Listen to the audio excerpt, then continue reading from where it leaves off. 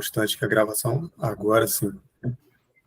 Bom, gente, muito boa noite. Queria agradecer a todos os presentes.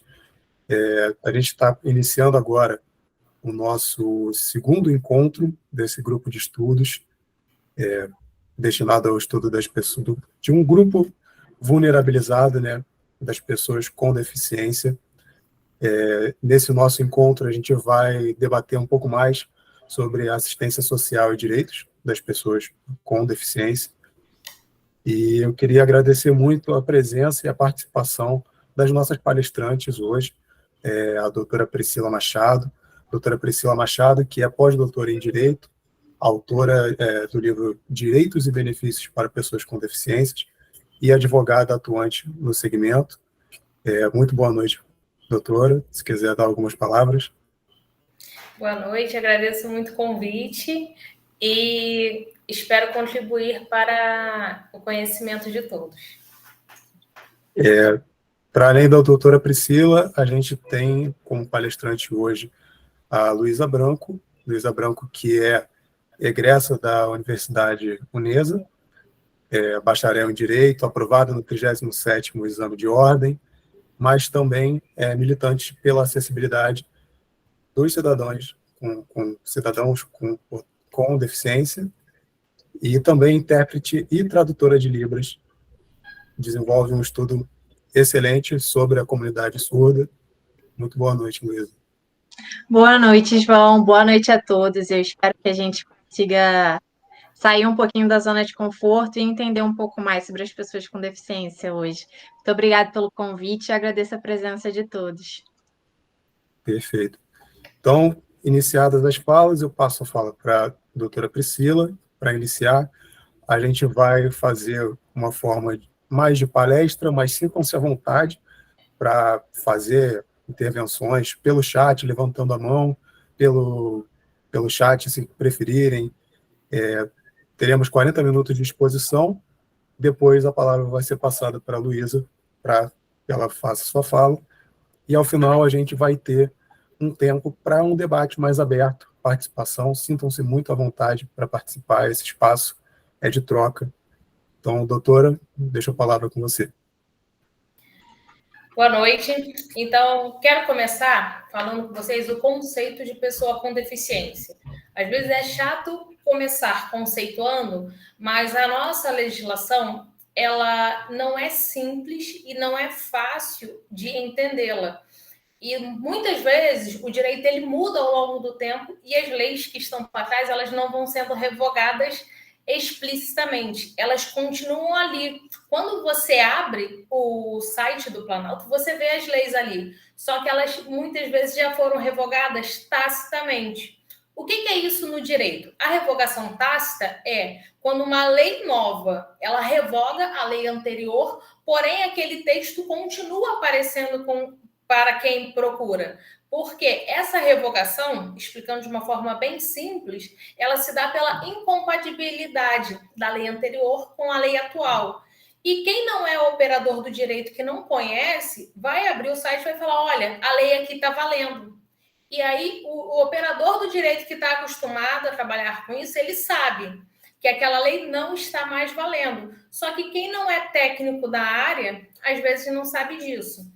Então, o conceito que trabalhamos hoje de pessoa com deficiência é que quem é pessoa com deficiência é aquele que tem uma limitação de longo prazo de natureza física, sensorial, mental ou intelectual.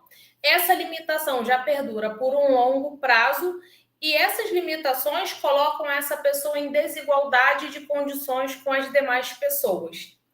E aí, o que são essas limitações? Porque falando assim no texto, cria muita confusão. Mas essas limitações, elas têm que ser vistas da seguinte forma.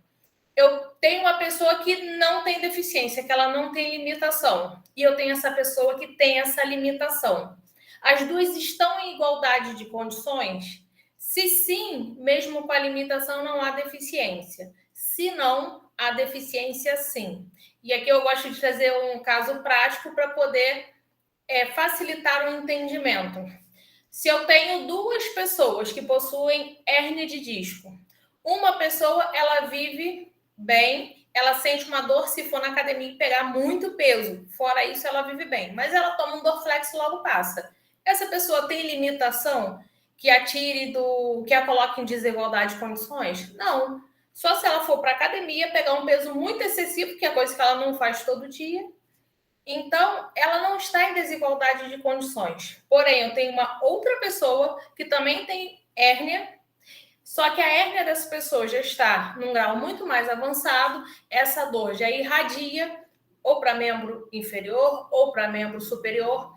Essa dor, às vezes, provoca dormência, paralisa, perde a força, ela não consegue ficar muito tempo em pé ou não consegue pegar peso. Tem pessoas que, às vezes, não conseguem pegar sacolas de compras sem sentir dor.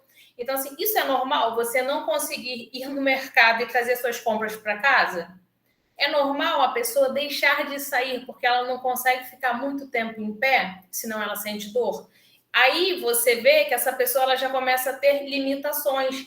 Essas limitações, elas provocam restrições. Então, isso pode ser considerado uma deficiência, porque quando você vê uma pessoa que não tem esse problema, a que tem está em desigualdade de condições e oportunidades. Então, qualquer doença tem que ser feita essa análise, no caso concreto. Antigamente, quando falávamos em deficiência, íamos ver se a doença estava na lei. Se a doença estivesse descrita na lei, era considerada deficiência. Se não estivesse descrita, não era considerada deficiência. E isso trazia um prejuízo muito grande para as pessoas que possuíam deficiência. Por quê? Primeiro, que nem todas as doenças que causassem limitações estavam na lei. Segundo, se a medicina evolui e ela muda a nomenclatura de uma enfermidade, ou ela descobre uma enfermidade nova, até que os nossos legisladores modifiquem a lei para incluir aquela nova doença ou aquele nome, tendo em vista que foi alterado, a pessoa está descoberta, ela não tem direito nenhum. Por quê? Se a doença não está elencada na lei, ela não tem deficiência para o nosso sistema e ela não pode usufruir de nenhum direito de uma pessoa com deficiência. Então, em 2015, o Estatuto da Pessoa com Deficiência, a Lei 13.146, ela trouxe esse critério aberto, que é muito criticado, porém, eu considero que foi melhor assim. Eu considero que esse critério aberto é muito bom, porque a análise tem que ser feita caso a caso. Daí surge um outro problema, porque nós não temos um sistema apto a fazer essa análise caso a caso. Porém, se formos comparar com o que tínhamos anteriormente, que somente algumas pessoas, pois só algumas doenças estavam no rol da lei, e agora nós temos um critério aberto que qualquer pessoa pode pegar e pedir para a sua doença ser avaliada de acordo com as limitações para ver se tem deficiência ou não, houve sim um avanço. Então, nós temos que trabalhar sempre com esse critério aberto. E é importante explicar isso porque sempre que vocês precisarem saber se a pessoa possui ou não deficiência, busque o conceito que está lá no Estatuto da Pessoa com Deficiência e faz essa análise do caso da pessoa para ver se ela é uma pessoa com deficiência ou não. E eu sei que em muitos lugares eles continuam utilizando o decreto de 99 ou outras leis. Se a doença está no decreto, na legislação, sim, ela vai ser considerada com deficiência, porque já foi feito um estudo para saber da limitação e que pessoas com essas enfermidades que estão ali citadas são enfermidades mais graves que constituem deficiência.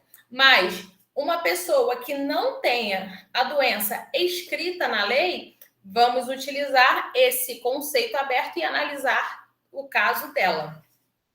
E aí, o que nós temos que observar nessas limitações?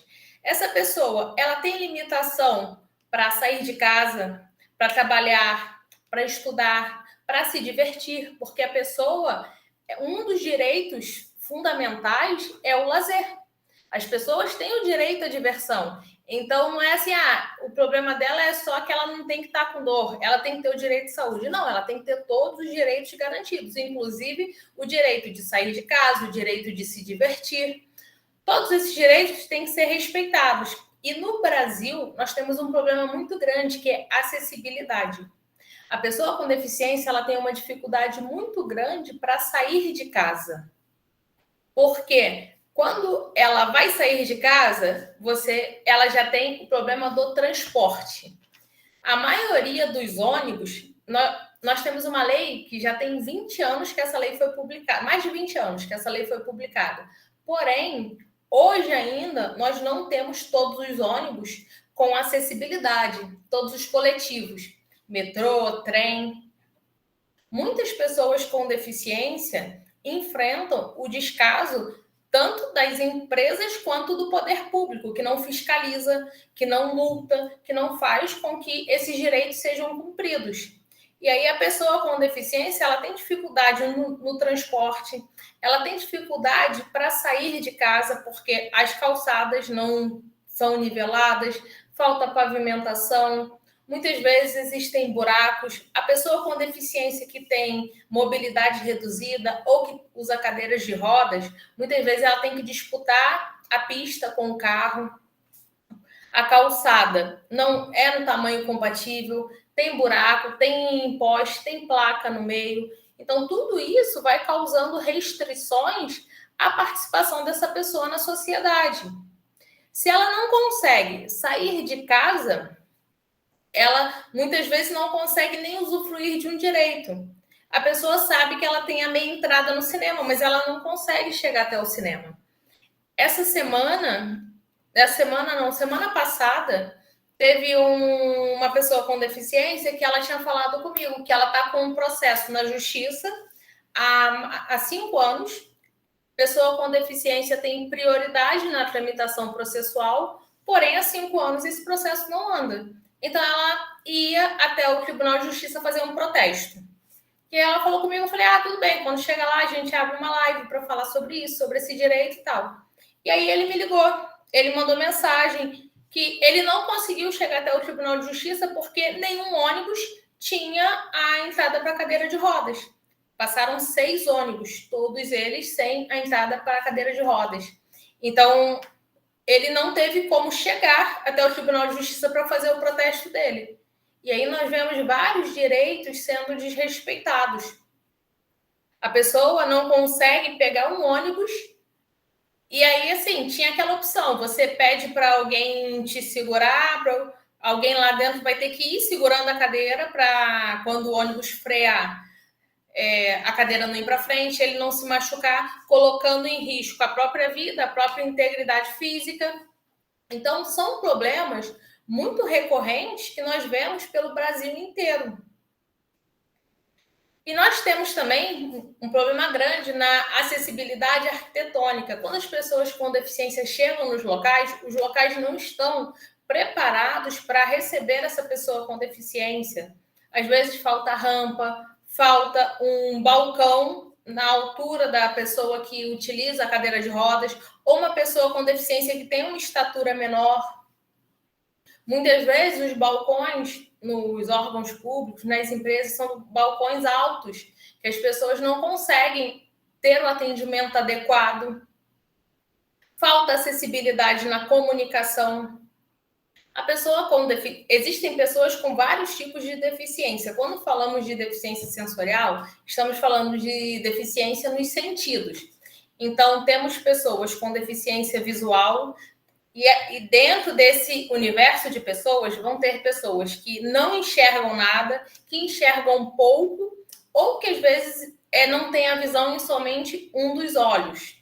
Dentro do campo do universo das pessoas com deficiência auditiva, tem pessoas que utilizam a Libras para poder se comunicar, tem pessoas que fazem a leitura labial, tem pessoas que conseguem ouvir pelo uso de aparelhos.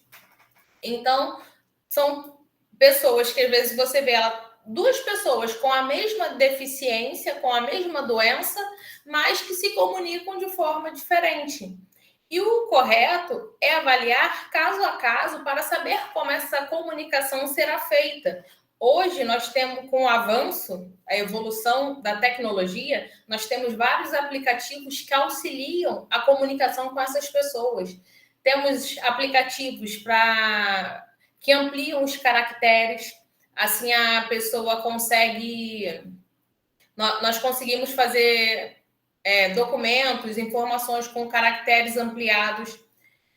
Existem aplicativos que fazem a comunicação. Eu já atendi pessoa com deficiência que tinha um aplicativo próprio que, conforme eu ia falando, o aplicativo ia mostrando para a pessoa escrito. Então, tem várias tecnologias que podem ser utilizadas para auxiliar essas pessoas. E muitas vezes a pessoa com deficiência ela não tem informações adequadas.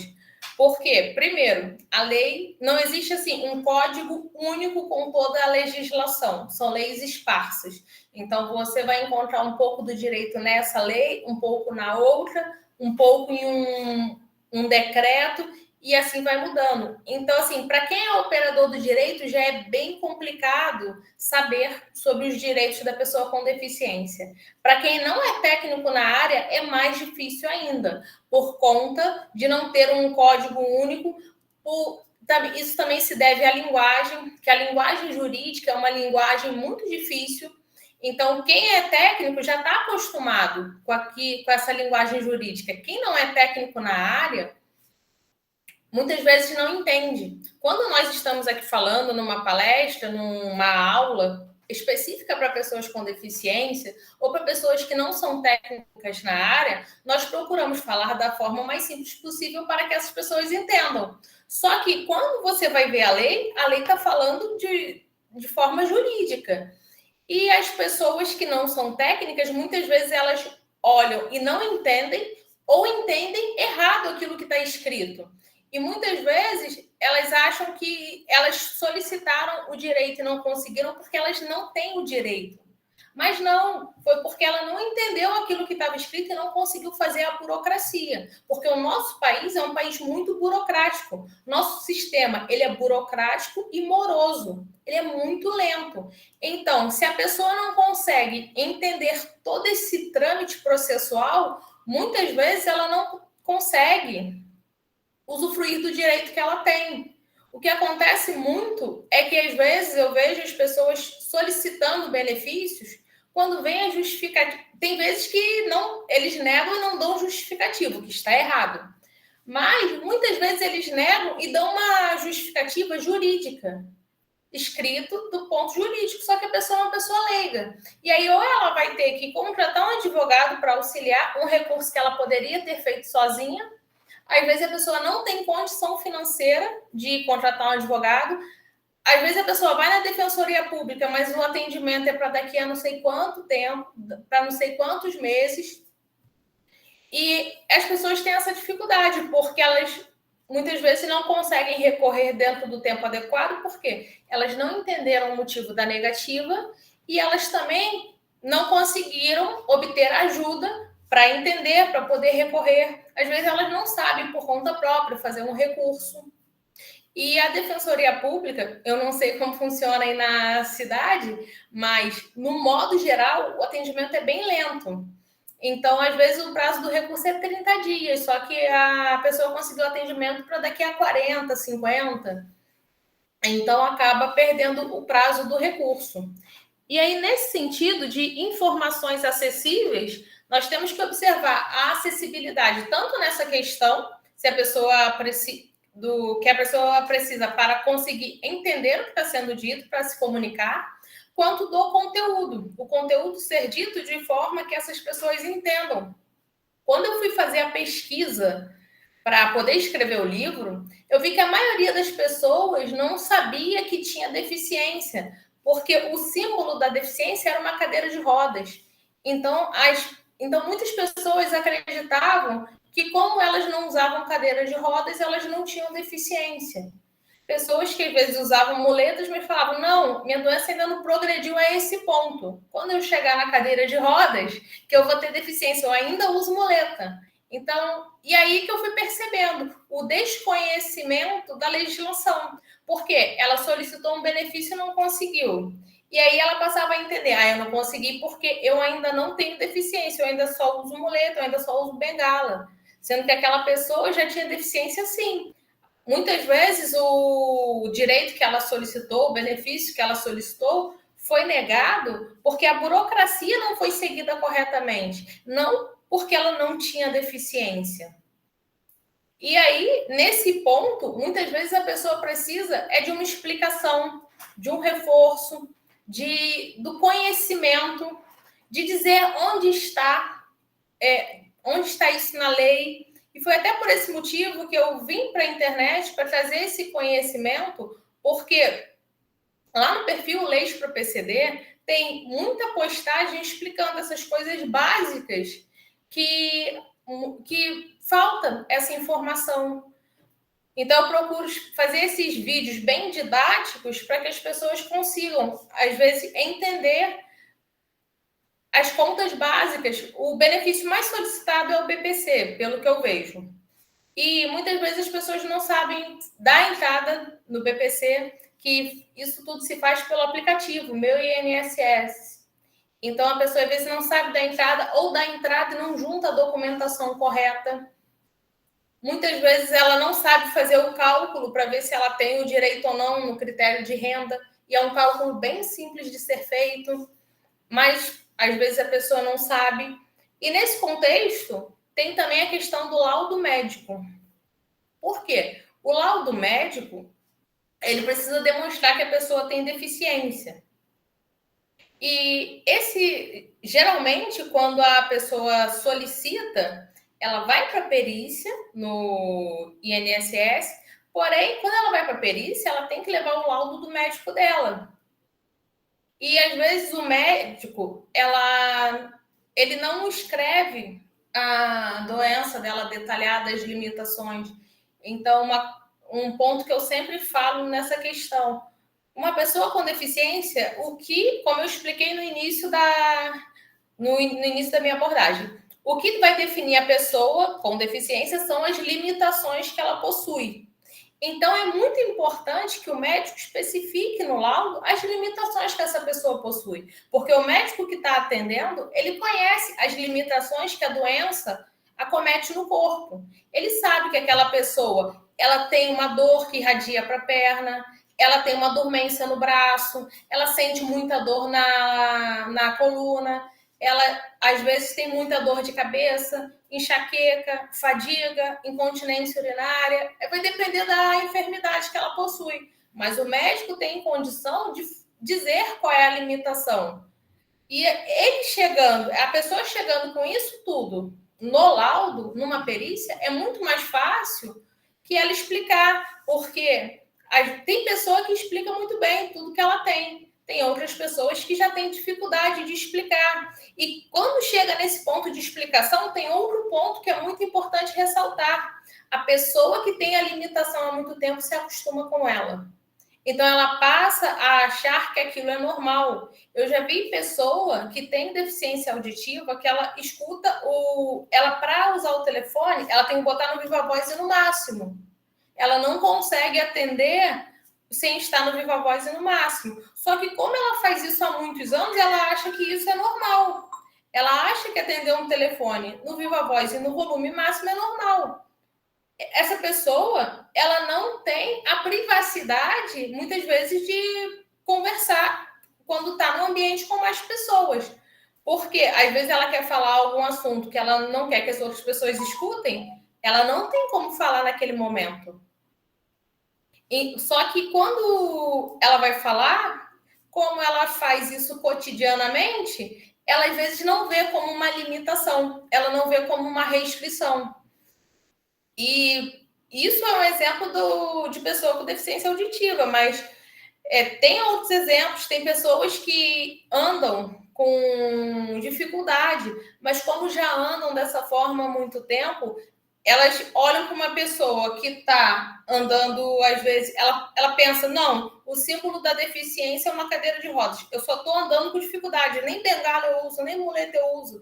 E aí acaba achando que não tem doença, que não tem deficiência. E na hora que o perito pergunta qual a limitação, ela não fala que ela está andando com dificuldade.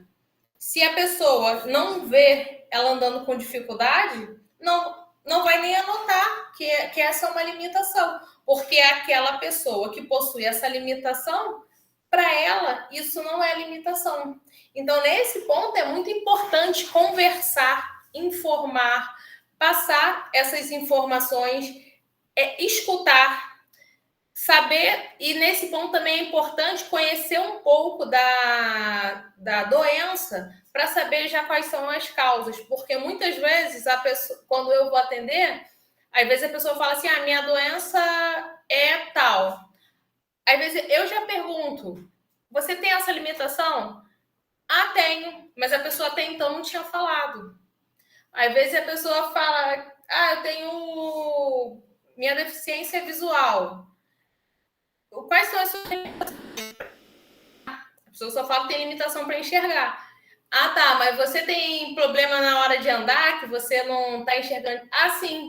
Então você também tem uma dificuldade na locomoção, porque a locomoção, a dificuldade não é só para você andar. Se você anda com dificuldade em razão de não enxergar, você também tem dificuldade de locomoção.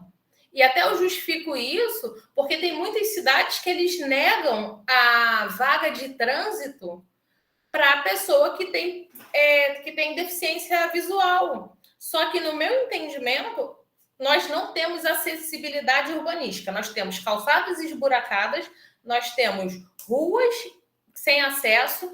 Se a pessoa ela precisar de auxílio da bengala para poder tatear o chão, nós não temos o piso tátil. E o estacionamento próximo para a pessoa com deficiência para que a pessoa com deficiência ela consiga entrar e sair com mais facilidade e com segurança. Se a pessoa com deficiência visual não pode parar naquela vaga e ela vai parar numa vaga longe, ela não vem com segurança. Porque muitas vezes ela vem tendo que dividir a rua com o carro. Ela vem numa calçada toda esburacada que está arriscada a cair. Então, quanto mais encurtar esse trajeto, melhor será para essa pessoa. Então, é daí que nós vamos justificar o motivo da pessoa com deficiência visual utilizar também a vaga de estacionamento. Só que como ela já está acostumada há tanto tempo a ter essa dificuldade na locomoção, ela acha que a única limitação dela é enxergar. Só que, por não enxergar e por não termos acessibilidade nas calçadas, nas ruas, ela acaba tendo a dificuldade de locomoção também. Então, é muito importante conhecer o meio em que a pessoa está inserida para saber como justificar todos esses problemas. E nesse sentido também, o que eu achei importante aqui anotar, que eu trouxe aqui anotado, os principais benefícios que eu vejo que as pessoas solicitam são o benefício da prestação continuada, que muitas vezes eles chamam de LOAS, porque esse benefício foi implementado pela Lei Orgânica da Assistência Social. Então, muitas vezes as pessoas chamam BPC ou chamam LOAS. Até às vezes, quando eu vou fazer até postagem, eu boto BPC/LOAS, porque muitas pessoas conhecem o benefício pelo nome da lei. Esse benefício é tanto para a pessoa idosa quanto para a pessoa com deficiência, e tem o critério renda, que é necessário ter a renda por pessoa da família até 1/4 do salário mínimo. Recentemente, em 2021, houve uma mudança na lei que agora que há possibilidade do alargamento quando a pessoa tiver a necessidade, em casos especiais, que pode ser de meio salário por pessoa da família para ter direito, mas só quem se encontrar nesses critérios excepcionais que justifiquem o alargamento da renda mínima. O outro benefício muito importante é o auxílio inclusão. O auxílio inclusão, esse benefício, ele foi criado porque muitas pessoas com deficiência, elas tinham o BPC. O BPC é um salário mínimo. Essa pessoa, às vezes, ela quer ingressar no mercado de trabalho, ela quer trabalhar. Só que se ela entra no mercado de trabalho, ela perde o benefício. E aí ela fica naquele impasse. Se eu entrar no mercado de trabalho, eu vou ganhar um salário mínimo. Aí eu perco o benefício, que também é um salário mínimo. Então, elas por elas. Só que se eu entrar e me mandarem embora, até eu conseguir o benefício de novo, eu fico todo esse tempo desamparada. E as pessoas deixavam de entrar no mercado de trabalho com medo de entrar, ser mandado embora e voltar e não ter mais o benefício. Então, esse auxílio inclusão ele foi criado para a pessoa com deficiência que recebe o BPC quando ela ingressa no mercado de trabalho, recebendo até 2 salários mínimos, ela passa a ter direito ao auxílio inclusão. Então, receber o BPC é pré-requisito, só tem direito ao auxílio inclusão quem ou recebe ou recebeu nos últimos 5 anos. Se a pessoa, por exemplo, ela recebia o BPC, só que nesse momento ela não trabalha. Quem trabalha na família dela aumenta a renda e ela deixa de ter direito ao BPC, para de receber. Logo depois ela vem a trabalhar. Então ela tem sim o direito ao auxílio inclusão. E aí tem esse prazo de 5 anos. A partir do momento que ela deixa de receber, ela tem 5 anos para ingressar no mercado de trabalho e ter o direito a esse auxílio. E esse auxílio, ele é devido a partir do momento em que é solicitado. Então, mesmo que demore o seu processamento, ele depois será pago retroativamente. E o terceiro benefício mais solicitado dentro das pessoas do grupo de pessoas com deficiência é a aposentadoria por incapacidade, que antigamente chamávamos de aposentadoria por invalidez. Essa aposentadoria, ela é para a pessoa com deficiência que não tem condições de trabalhar. A pessoa com deficiência que tem condições de trabalhar, ela pode ter a aposentadoria especial, que vai ser por idade ou por tempo de contribuição. Nesses 2 casos, por idade, mesmo com a reforma, a pessoa com deficiência continua aposentando 55 anos se mulher, 62 anos se homem, e por tempo de contribuição vai variar entre 20 anos e 33, dependendo do grau da deficiência, dependendo se homem ou se mulher. Então, tem uma tabelinha própria. Mas quanto à aposentadoria por incapacidade, ela é para a pessoa com deficiência que não possui condições de trabalhar. E essa aposentadoria, ela tem um adendo, porque caso a pessoa precise do cuidado de terceiros, seja uma pessoa acamada ou uma pessoa que não tem condições de ficar sozinha, que ela precisa dos cuidados, ou de um familiar ou de um cuidador, pode ter um acréscimo de 25%, que é uma ajuda ou para pagar o cuidador ou para ajudar a pessoa da família, que muitas vezes deixa de trabalhar para poder estar ali prestando auxílio para a pessoa com deficiência que precisa. E esses benefícios são muito importantes porque aqui nós estamos falando das pessoas com a renda mais baixa e são as pessoas que mais têm dificuldade de informação. E esses benefícios, eles muitas vezes são negados pela falta do conhecimento da burocracia, ou porque mandou o documento errado, ou porque não conseguiu um laudo atestando a deficiência. Se a deficiência for mental, é mais difícil ainda, porque os médicos muitas vezes não querem fechar um laudo, fechar um diagnóstico, e aí a pessoa, sem um diagnóstico fechado, ela não consegue nada, porque ela não tem nada que comprove que ela possui deficiência. E é nesse sentido que eu procuro trabalhar, e eu acredito que vocês da assistência social também vão procurar trabalhar, porque as pessoas com deficiência, nessa área do direito, o que elas mais precisam é do conhecimento da legislação, tanto para saber que ela tem deficiência, dos direitos que ela possui e como vencer essa burocracia, que é muito difícil e muito lenta. Hoje, a fila do INSS está demorando mais de 1 ano para poder processar vários pedidos. Então, e às vezes leva esse tempo todo para processar, e aí nega, a pessoa tem que recorrer. Tem gente que está na fila há mais de 1 ano aguardando o recurso ser julgado. E aí já se passaram 2 anos. Então, assim, é muito difícil quando a pessoa precisa muito dessa ajuda, mas tem toda essa dificuldade. E aqui eu já encerro a minha fala, ainda tem um tempinho, e se alguém tiver alguma pergunta, eu estou aqui à disposição para responder. Perfeito, perfeito, doutora. Muito obrigado pela sua fala. Reforço o convite da doutora, se alguém quiser participar, sinta-se muito à vontade. É só levantar a mão aqui pela plataforma, abrir a câmera se quiser, abrir o microfone, mandar pelo chat. Doutora, sua fala foi excelente. Eu, como advogado recém-formado e também atuante com direito previdenciário, entendo como operador do direito essa situação toda, porque por mais que no plano legal a gente tenha exatamente a previsão, por mais que tenha o juridiquês e tudo mais, essa questão técnica de não ser acessível para quem lê sem ter uma formação, teoricamente está na lei o direito das pessoas.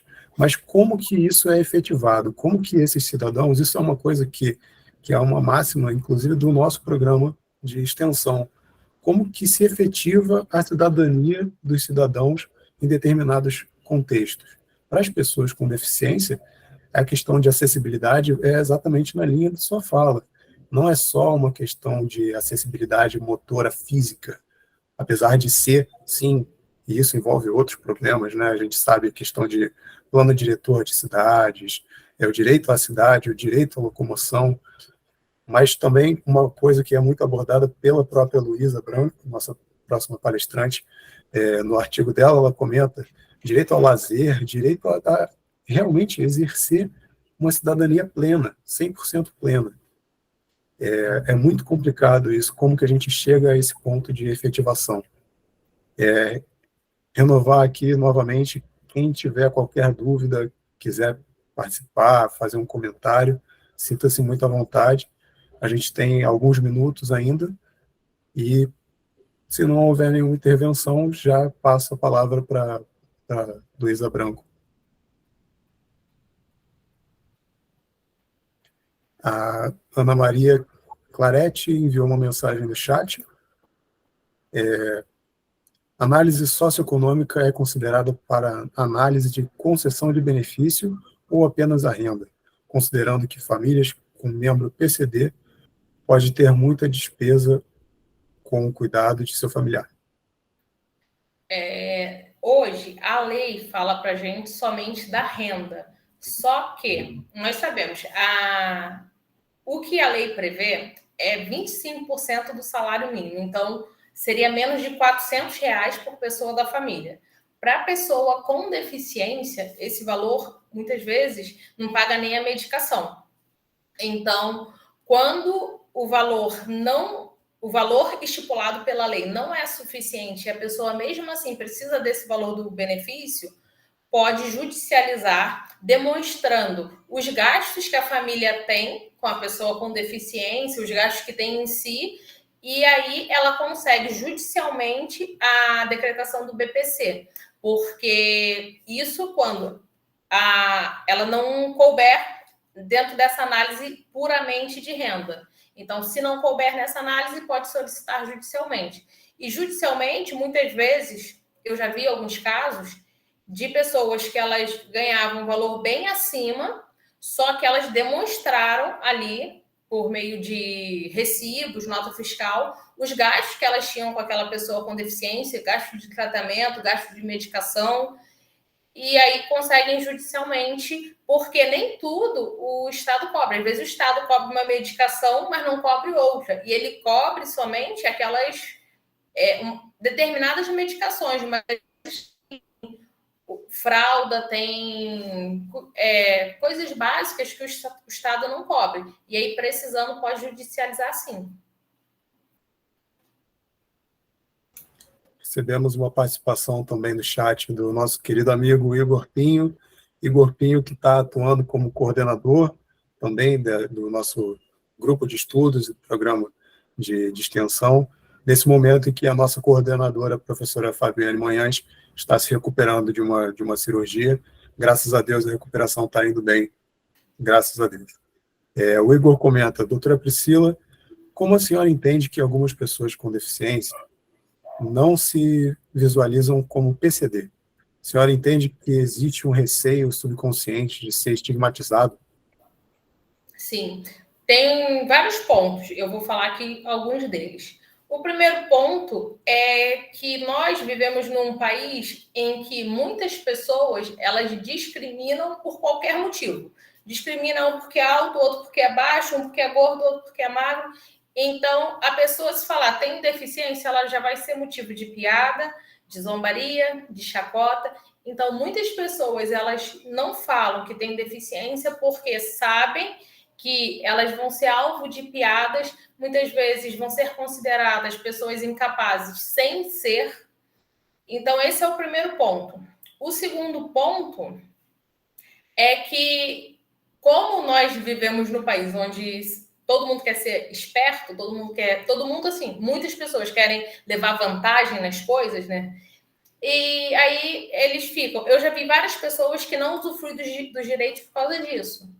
Ela fala, não vou pedir isenção de veículo, não, porque senão vão falar que eu estou dando uma de malandra porque eu tenho deficiência. E aí eu explico, não, mas você tem direito, se você tem direito, você pode usufruir.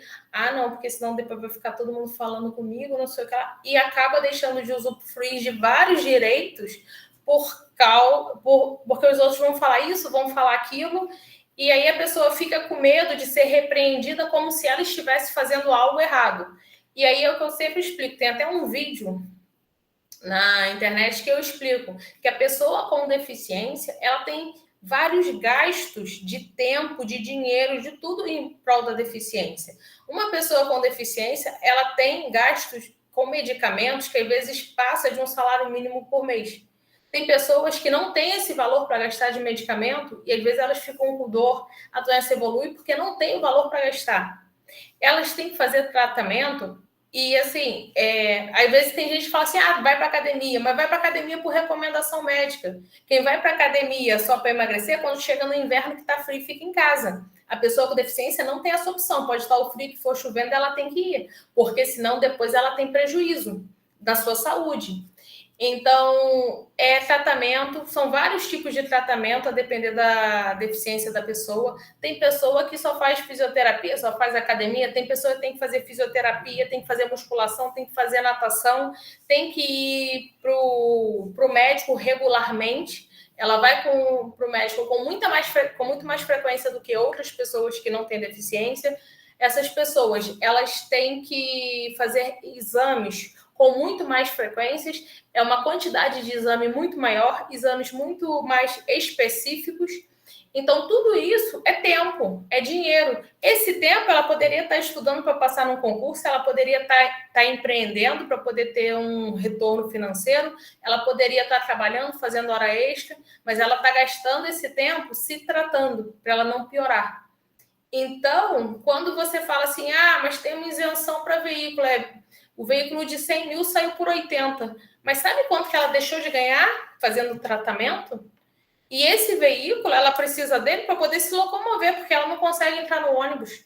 Porque ficou esperando o ônibus e passaram 6 ônibus e nenhum estava a cadeira de rodas. Então, esses direitos que as pessoas com deficiência têm, não são porque elas vão ganhar vantagem. Esses direitos são para poder, de certa forma, compensar um pouco todo esse gasto que ela tem de tempo e financeiro. Porque quando você fala no gasto de tempo, é o tempo que ela poderia estar fazendo várias outras coisas. E muitas vezes esse gasto não é só da pessoa com deficiência, é o tempo de um familiar também, que muitas vezes tem que acompanhar, tem que ajudar, tem que estar auxiliando, tem que estar vendo a medicação, porque a medicação é muito forte aí, a pessoa com deficiência, na hora que toma, ela tem efeitos colaterais. Então, assim, são várias coisas que isso tudo vem para justificar. E a pessoa com deficiência, ela às vezes não quer utilizar aquele direito por causa do preconceito, porque o outro vai falar. Então, uma coisa que eu sempre digo, não se importe com o outro, o direito é seu, a lei que deu esse direito, somente a lei que pode tirar esse direito. Nenhuma pessoa, nenhuma empresa, nenhum órgão, nenhuma instituição pode falar que esse direito não lhe cabe, porque esse direito foi a lei que lhe deu. Perfeito. Muito obrigado, doutora Priscila. Obrigado, Igor, também pela participação. Com isso, se alguém ainda tiver no curso da próxima fala alguma dúvida, quiser participar, pode colocar no chat que no momento oportuno, ao final, a gente vai ter uma oportunidade para desenvolver um debate um pouco maior. A gente abre essa roda de debate com muito... Sim, doutora? Se alguém tiver também qualquer dúvida lá no Instagram, Leis para PCD, eu abro caixinha todo dia, então vocês podem ficar à vontade para ir lá, para seguir, para perguntar. E quando tiver outro evento, podem ficar à vontade para me convidar. Sempre no mês anterior a gente já abre a agenda, tenta encaixar o máximo de eventos possíveis, porque a missão é essa, é levar o conhecimento, a informação, o quanto mais possível. Perfeito. Esse trabalho de divulgação é essencial exatamente para isso que a senhora tem falado, para as pessoas saberem os seus direitos. Essa é a grande dificuldade que a gente tem hoje. Com muito prazer, agora que eu passo a fala para a doutora Luísa, que também é doutora. Doutora, você tem 40 minutos para desenvolver sua fala, se quiser compartilhar a tela também. Compartilhar, João, obrigada. E, doutora Priscila, eu, assim, estou de acordo com toda a sua palestra, e o mais interessante foi que a gente não combinou nada, o tema é o mesmo, e a gente vai entrelaçar assuntos, vai falar sobre coisas muito próximas, mas também ao mesmo tempo muito diferentes. Então, assim, acredito que a gente vai conseguir acrescentar bastante no conhecimento do pessoal aí. Enquanto eu estou compartilhando a tela, eu queria saber, eu não sei se eu consigo ver o chat ao mesmo tempo, mas eu queria saber se a gente tem aqui alguma pessoa que tem contato com a comunidade surda, se conhece algum surdo, se tem algum parente na família, só para eu ter uma noção de se vocês conhecem alguma coisa sobre a comunidade surda ou não. O João já me apresentou previamente, eu já tenho alguns artigos publicados na área do direito com relação à comunidade surda e alguns relacionados a direito do trabalho. E eu venho estudando um pouco a comunidade por causa do direito. Eu acho importante a gente fazer esse parêntese, porque o meu objetivo hoje aqui da minha fala, ele é justamente dar o choque em vocês que eu levei quando eu estava estudando direito e eu tive a oportunidade de aprender Libras. Eu entrei num curso de Libras básico quando eu estava cursando Direito Constitucional na Faculdade de Direito, e eu estava aprendendo justamente direitos fundamentais, e esse foi o meu grande choque. Estão conseguindo ver a tela? Sim, doutora. Perfeito, obrigada. E esse foi o meu grande choque, porque o professor, ele tinha experiência como intérprete, ele relatava quais eram as dificuldades e as limitações da comunidade surda, e ao mesmo tempo eu pesquisava as leis, eu via que aqueles direitos eles existiam, eu estudava o artigo 5º, o artigo 6º, e a sensação que eu tinha é que a gente nadava contra a correnteza, né? Que a gente não chegava a lugar nenhum.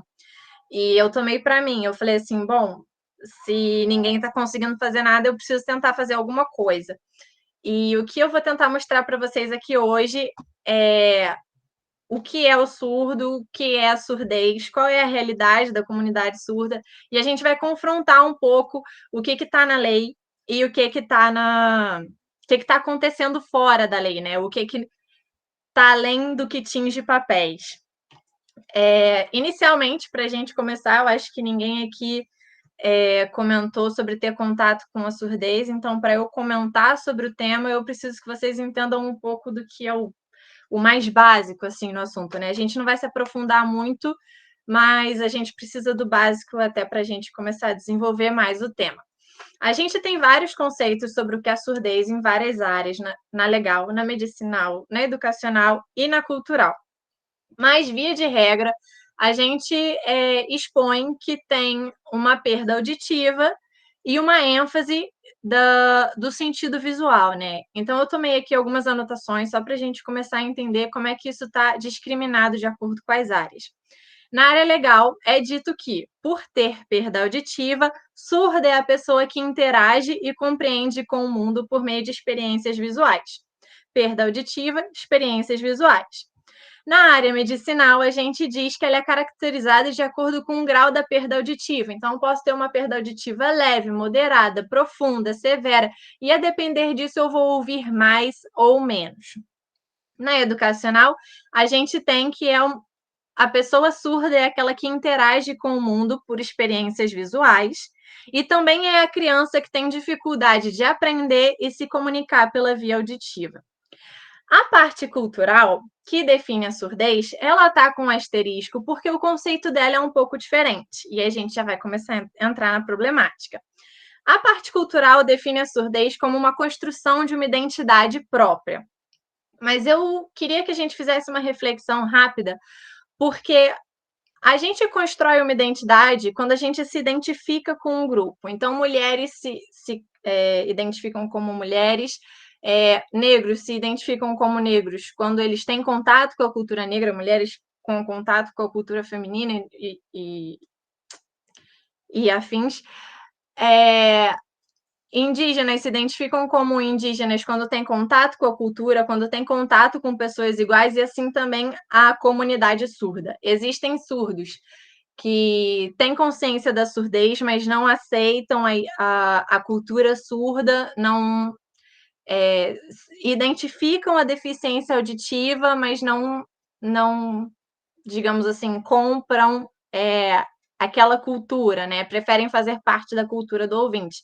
Não estou dizendo que isso é certo ou que é errado, mas existem algumas diferenças. E aí, a nível de exemplo, para a gente começar a entender como é que isso acontece na realidade, a maioria dos surdos nascem em famílias ouvintes. E como eu vi aqui que poucos têm contato com a comunidade surda, poucos têm familiares surdos ou quase ninguém. Eu acredito que vocês vão concordar com o que eu digo, que o ouvinte, se ele não conhece um surdo, ele não conhece nada da comunidade surda. E assim, eu vivi isso na pele porque meu professor virou para mim e falou assim: nossa, mas tem muito surdo na sua cidade, eu sou de Friburgo. E eu virei e falei assim, nossa, mas eu nunca conheci ninguém, eu não conheço. E eu comecei a fazer o curso, ele começou a apresentar alguns surdos, e aí um chamava o outro, chamava o outro, e chamava o outro, porque eles se conheciam, e eles não vão se comunicar com pessoas que não se comunicam com elas, né? Então, o surdo que nasce numa família de ouvinte, se ele não busca ativamente conhecer seus iguais, ele não tem um contato direto e provavelmente ele pode ter uma dificuldade de se identificar como pessoa surda. E aí, pegando um gancho na palestra da doutora Priscila, esse sinalzinho no canto do slide é o símbolo internacional da surdez. Ela falou sobre o símbolo da pessoa com deficiência, que é a cadeira de rodas, e eu achei interessante mostrar isso para vocês também, a título de curiosidade, porque tem uma identificação específica, né? E aí, continuando, depois de todos esses conceitos, dessas palavras bonitinhas e dessas coisas formalmente escritas, eu queria mostrar na prática quem é o surdo na realidade, com quem é o surdo que a gente convive. Eu não sei se vocês conhecem pessoas que gostam de ouvir músicas num fone de ouvido num volume muito máximo, mas o surdo, ele se equipararia a essa pessoa. Pensem comigo, o surdo, inicialmente, ele é uma pessoa que só tem uma deficiência auditiva. Ele, via de regra, ele não escuta ou ele escuta com muita dificuldade. Então, se você está com fone de ouvido no volume máximo e uma pessoa que está atrás de você fala com você, essa pessoa não sabe que você está falando com ela. Ela não está te escutando. E ela não vê nenhum tipo de movimentação. Se essa pessoa fala com você na sua frente, ela não entende o que você está falando, porque a música no fone dela está num volume que ela não consegue entender. Da mesma forma é o surdo. Se ele não olha para você, ele não vê. Você não está no campo de visão da pessoa surda, ele não percebe que você está tentando se comunicar com ela. E da mesma forma, se você está no campo de visão da pessoa surda, não necessariamente ela vai entender o que você está falando. E aí a gente vem para o que é Libras, porque muitas das pessoas entendem que todo surdo sabe Libras e a gente vai questionar isso no segundo momento, mas a gente já entra numa segunda problemática, porque a gente tem uma lei de 2002, está aí no quadrinho para vocês, que ela reconhece a língua brasileira de sinais no ordenamento brasileiro. Qual é a problemática? Como ela reconhece? Por quê? É reconhecida como meio legal de comunicação e expressão a língua brasileira de sinais. E assim, é muito importante a gente ter esse reconhecimento legal, principalmente quando a gente está num papel, numa ação afirmativa. A gente precisa dizer que é um direito, a gente precisa mostrar que isso existe, a gente precisa incluir isso no ordenamento jurídico. Mas isso é de 2002, a Constituição é de 1988, a comunidade surda vem ganhando notoriedade na sociedade desde 1970, pelo menos no cenário brasileiro, e essa legislação, essa escrita, ela foi muito falha, porque para a gente ter uma ação afirmativa que consiga impor um direito, a gente precisa realmente escolher as palavras corretas. Por que eu digo isso? Meio legal de comunicação, existem vários. Uma televisão é um meio legal de comunicação. Internet, telefone, rádio, são meios legais de comunicação. São meios de comunicação que não são proibidos por lei. Então, são meios legais de comunicação. Agora, se você diz que uma língua é um meio legal de comunicação, você está, de certa forma, não igualando ela à língua portuguesa. Você está numa depreciação você tem um movimento depreciativo, né? O olhar que você gera sobre essa língua não é o mesmo olhar, por exemplo, com que a gente vê o inglês, o português, o espanhol e outros. E aí a gente tem essa questão de que a língua, a Libras, a língua brasileira de sinais não é reconhecido como língua. E a título de curiosidade, ela tem a sua estrutura gramatical própria, complexa e completa, como qualquer outra língua. Então, isso influencia de uma forma negativa em todas as esferas, porque a gente não vai criar políticas públicas para meios legais de comunicação. Ninguém precisa dizer alguma coisa como, usar TV em casa é reconhecido no Brasil. Assim, é meio desnecessário. Então, isso perde um pouco a força da elaboração de políticas públicas e continua mantendo um preconceito popular, reduzindo a aceitação geral. O que vai refletir diretamente na família, na medicina e em todas as outras esferas. Já que a gente já sabe quem é o surdo, que é aquele seu colega com fone de ouvido no máximo, e a gente já sabe que a Libras é um meio legal de comunicação, mas que na verdade é uma língua, a língua brasileira de sinais, e aí a título de curiosidade, prestando atenção no nome, Libras, a gente tem que ela é uma língua brasileira, ou seja, não é uma língua universal, tá? De sinais, então Chile tem outra língua, Estados Unidos tem outra língua, Espanha tem outra língua, Rússia tem outra língua, e também a gente tem sotaques na Libras. A gente tem sinais no Rio de Janeiro que não são utilizados em São Paulo, sinais do Norte que não são utilizados no Sul, e assim por diante. É uma língua igual a outra qualquer, não tão complexa quanto o português, né? Porque, convenhamos, o português é muito complexo, mas é uma língua tão importante quanto, que é utilizado por um grupo de pessoas e que tem o mesmo peso social e em todas as esferas. Todo surdo sabe Libras? Todo surdo faz leitura labial? E aí a gente tem um exemplo do casamento, que eu vou dar daqui a pouco. Mas eu queria que a gente fizesse um trabalho mental, como se a gente estivesse pensando no futuro, em construir uma família, para a gente conseguir responder essas perguntas. E aí, na hora que você pensa, por exemplo, você está passando por um período de gestação, vocês estão felizes no relacionamento, esperando uma criança, e dentre outras coisas boas que você deseja para aquele feto que vai nascer, você deseja saúde, você deseja que ele nasça saudável.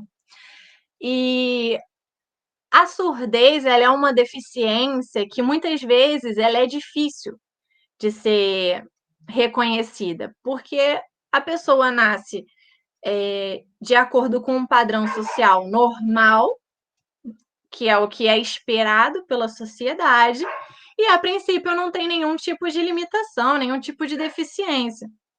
E a surdez ela pode vir com a criança desde o nascimento, pode se desenvolver por uso de medicamentos inapropriados, meningite, barulhos muito altos durante o período de crescimento, enfim, tem N motivos. Mas o reconhecimento da surdez, ele já é retardado porque, por exemplo, pais já têm uma resistência de dar o braço a torcer para dizer que aquela criança tem uma deficiência, principalmente auditiva. O segundo ponto pode ser que muitas crianças têm atraso na fala. Então, às vezes, mas ela só não está falando porque às vezes é dela, né? Ela não sei, ela está atrasada, acontece. E aí, muitas vezes, a criança ela só percebe, a família só tem consciência dessa deficiência auditiva quando essa criança começa a entrar numa escola, começa a ter que interagir com colegas e não responde. Ou na alfabetização, que ela não consegue dialogar, não consegue responder, não consegue suprir as expectativas que a escola tem para aquela idade normal, né? Então, o que a gente vai lidar? A gente está lidando com uma família que acabou de receber uma criança que tinha todo o amor do mundo para dar, que achava que aquela criança era saudável, que aquela criança não tinha nenhum tipo de deficiência, e aí a gente lida com um laudo médico. E aí a gente começa. A gente primeiro não tem nenhum conhecimento, via de regra, do que acontece, o que a surdez traz, o que ter um filho surdo pode resultar. Então, a gente tem uma resistência familiar de reconhecer que essa criança é surda. E quando a gente tem a notícia de um médico, de um profissional da saúde, afirmando que, olha, o seu filho ele tem uma deficiência auditiva, o que o médico falar para você provavelmente vai ser lei, vai ser o que você vai fazer. E aí você tem uma família que está lidando com o luto de uma criança que era para ser ouvinte e tem que aceitar uma criança que é surda, e você vira para o médico e fala assim, meu Deus, o que eu vou fazer, doutor? E ele fala assim, não, vamos fazer um implante coclear. O implante coclear, ele muitas vezes é vendido como a cura de um problema, mas a gente às vezes não tem acesso a informações que mostram que a probabilidade dessa cirurgia dar certo é pequena. E tem discussões com relação à idade ideal, com relação a como isso vai acontecer, e não necessariamente por ouvir você vai conseguir identificar aquele som. Então não é porque eu estou falando com você, que você escuta a minha voz, que você dá significado para as palavras. E como exemplo, a gente pode perceber, por exemplo, se você está conversando com uma pessoa que fala mandarim, ela pode falar da forma mais didática possível. Você não vai entender porque você não reconhece os sons, você não atribui significado para aquilo. O implante coclear é aquela cirurgia que, eu não sei se vocês já viram algumas pessoas que elas têm um aparelhinho auditivo aqui preso na cabeça. Isso é uma cirurgia que acontece, vem direto para o aparelho auditivo. Ele pode dar certo, ele pode dar parcialmente certo e ele pode dar errado. No caso dele dar errado, a gente vai ter uma família que lidou com o luto de uma criança ouvinte para aceitar uma criança surda, criou esperança por causa de um implante coclear que foi vendido como a cura da doença, que não deu certo, tem uma segunda frustração e o médico pega e pode te dar a seguinte orientação: vamos tentar oralizar o seu filho? Vamos tentar fazer ele falar, tentar fazer ele fazer leitura labial, vamos por essa área, porque ele vai conseguir se comunicar melhor com a sociedade. E aí depois a gente vai lembrar de alguns discursos políticos e tudo mais, depois eu vou contextualizar para vocês. Quando a gente pega e tenta oralizar uma pessoa surda, isso é super possível, tá? Antigamente o surdo ele era reconhecido como surdo e mudo. Esse é o sinal do surdo na língua de sinais. Porque antigamente as pessoas achavam que quem não ouvia não falava, mas o aparelho fonador ele é completamente independente do aparelho auditivo. Então, uma deficiência não é correlacionada com a outra. Então, um surdo pode naturalmente falar, ele só precisa ser treinado para aquilo, porque a gente tem que lembrar que a gente hoje fala porque a gente cresceu tendo interações com pessoas que falam. Então, se a gente não for incentivado, não for instigado a falar, a gente não vai saber utilizar as cordas vocais para emitir os fonemas, os sons, as sílabas e as palavras que a gente hoje está acostumado a emitir. Só que a oralização, além de ter a questão da fala, pode vir acompanhada da questão da leitura labial. E eu pergunto para vocês se em algum discurso do Vladimir Putin, em que ele está falando de frente para a câmera, vocês já conseguiram fazer leitura labial, entender alguma coisa que ele fala. Não é porque a gente está de frente para uma pessoa que a pessoa está falando diretamente para você da forma mais didática possível que você vai entender aquilo, porque você precisa dar significado àquele movimento labial. Então, não são todos os surdos que conseguem fazer uma leitura labial e não são todos os surdos que conseguem oralizar. Continuando. Vitor, eu acho que você compartilhou a sua tela. Tá, eu vou... Foi um problema, pode continuar, Luísa, sem problema. Tá, vou retomar aqui. Tem problema não, Vitor, fica tranquilo.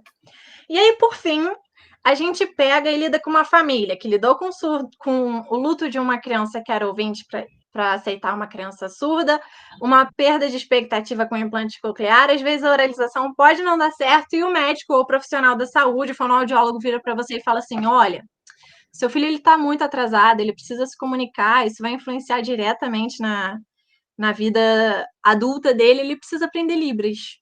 Como se isso fosse uma penalidade, né?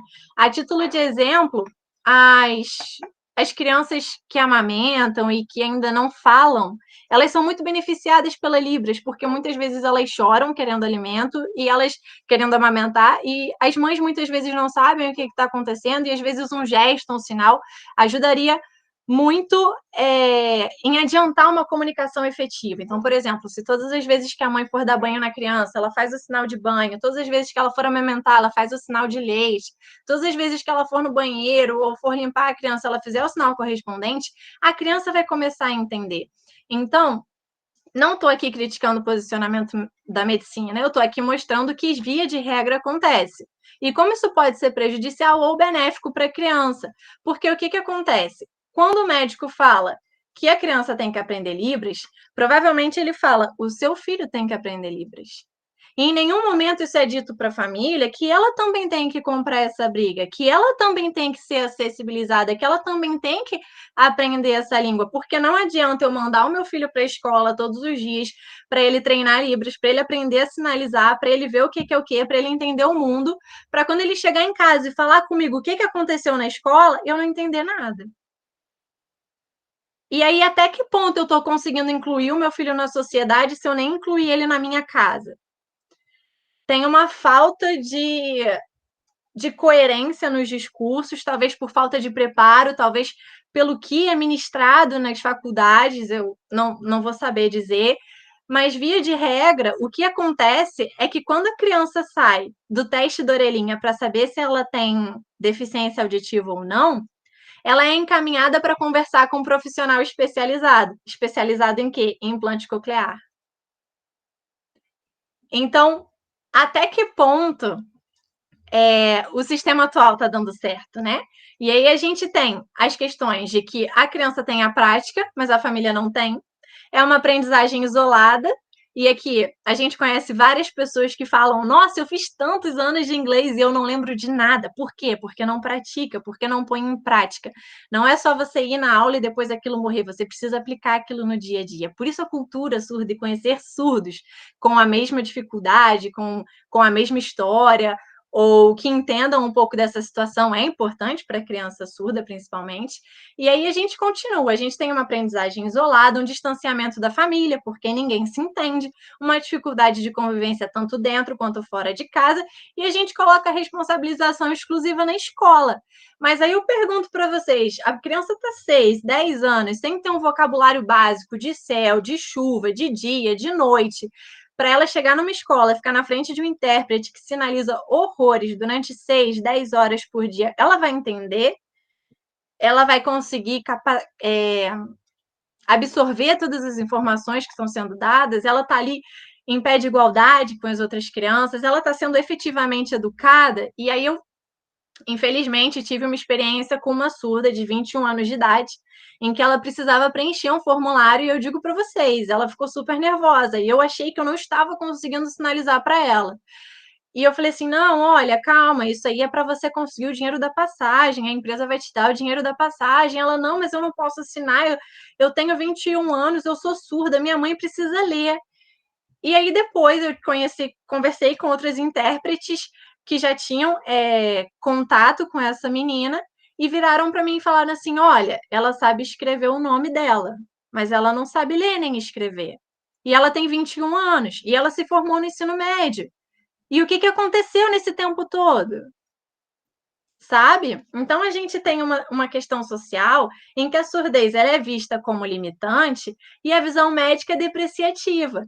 Então, a primeira pessoa que vem te falar sobre a surdez, ela te mostra que aquilo é um problema. Então, a gente já tem um preconceito social onde as pessoas não conhecem as doenças e as deficiências. Se a gente tem um preconceito dentro dos ambientes em que a gente espera um conhecimento, a nossa resistência vai ser muito maior.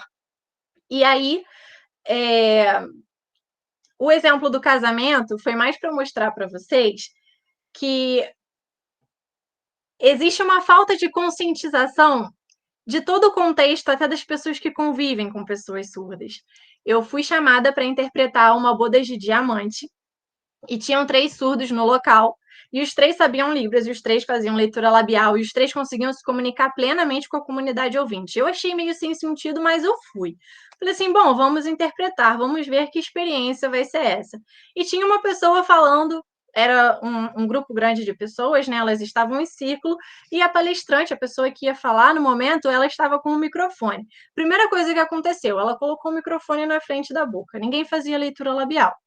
Segunda coisa que aconteceu, quando ela baixava o microfone, como uma boa palestrante que ela era, ela olhava para todas as pessoas com quem ela estava falando. Só que se eu olho para o lado, você não faz leitura labial. E aí, até que ponto? Não, eu tenho contato com a comunidade surda, eu sei do que eles precisam, mas eu consigo fazer o que eles precisam. Essa é uma das problemáticas que a gente tem. Além disso, na área da saúde, a gente tem médicos que vivem falando assim: ah, mas eu quase não atendo surdo, por que eu vou atender? E por que eu vou ter uma especialização? Por que eu vou me capacitar nessa área? Esse é o ponto da medicina, mas ao mesmo tempo a gente tem relatos da comunidade surda que dizem: eu não vou no hospital, porque eu sei que ninguém vai me entender.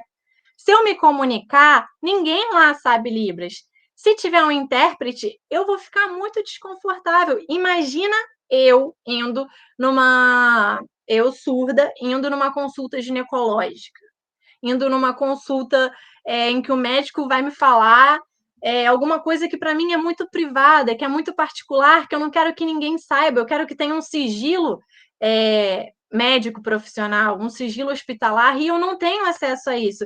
Tirando as vezes em que eu digo que eu tenho alergia a um medicamento, me dão um medicamento porque ninguém entendeu isso, eu digo que eu tenho dor de cabeça, me dão um remédio para verme, eu não sei o que está sendo tratado, sou submetido a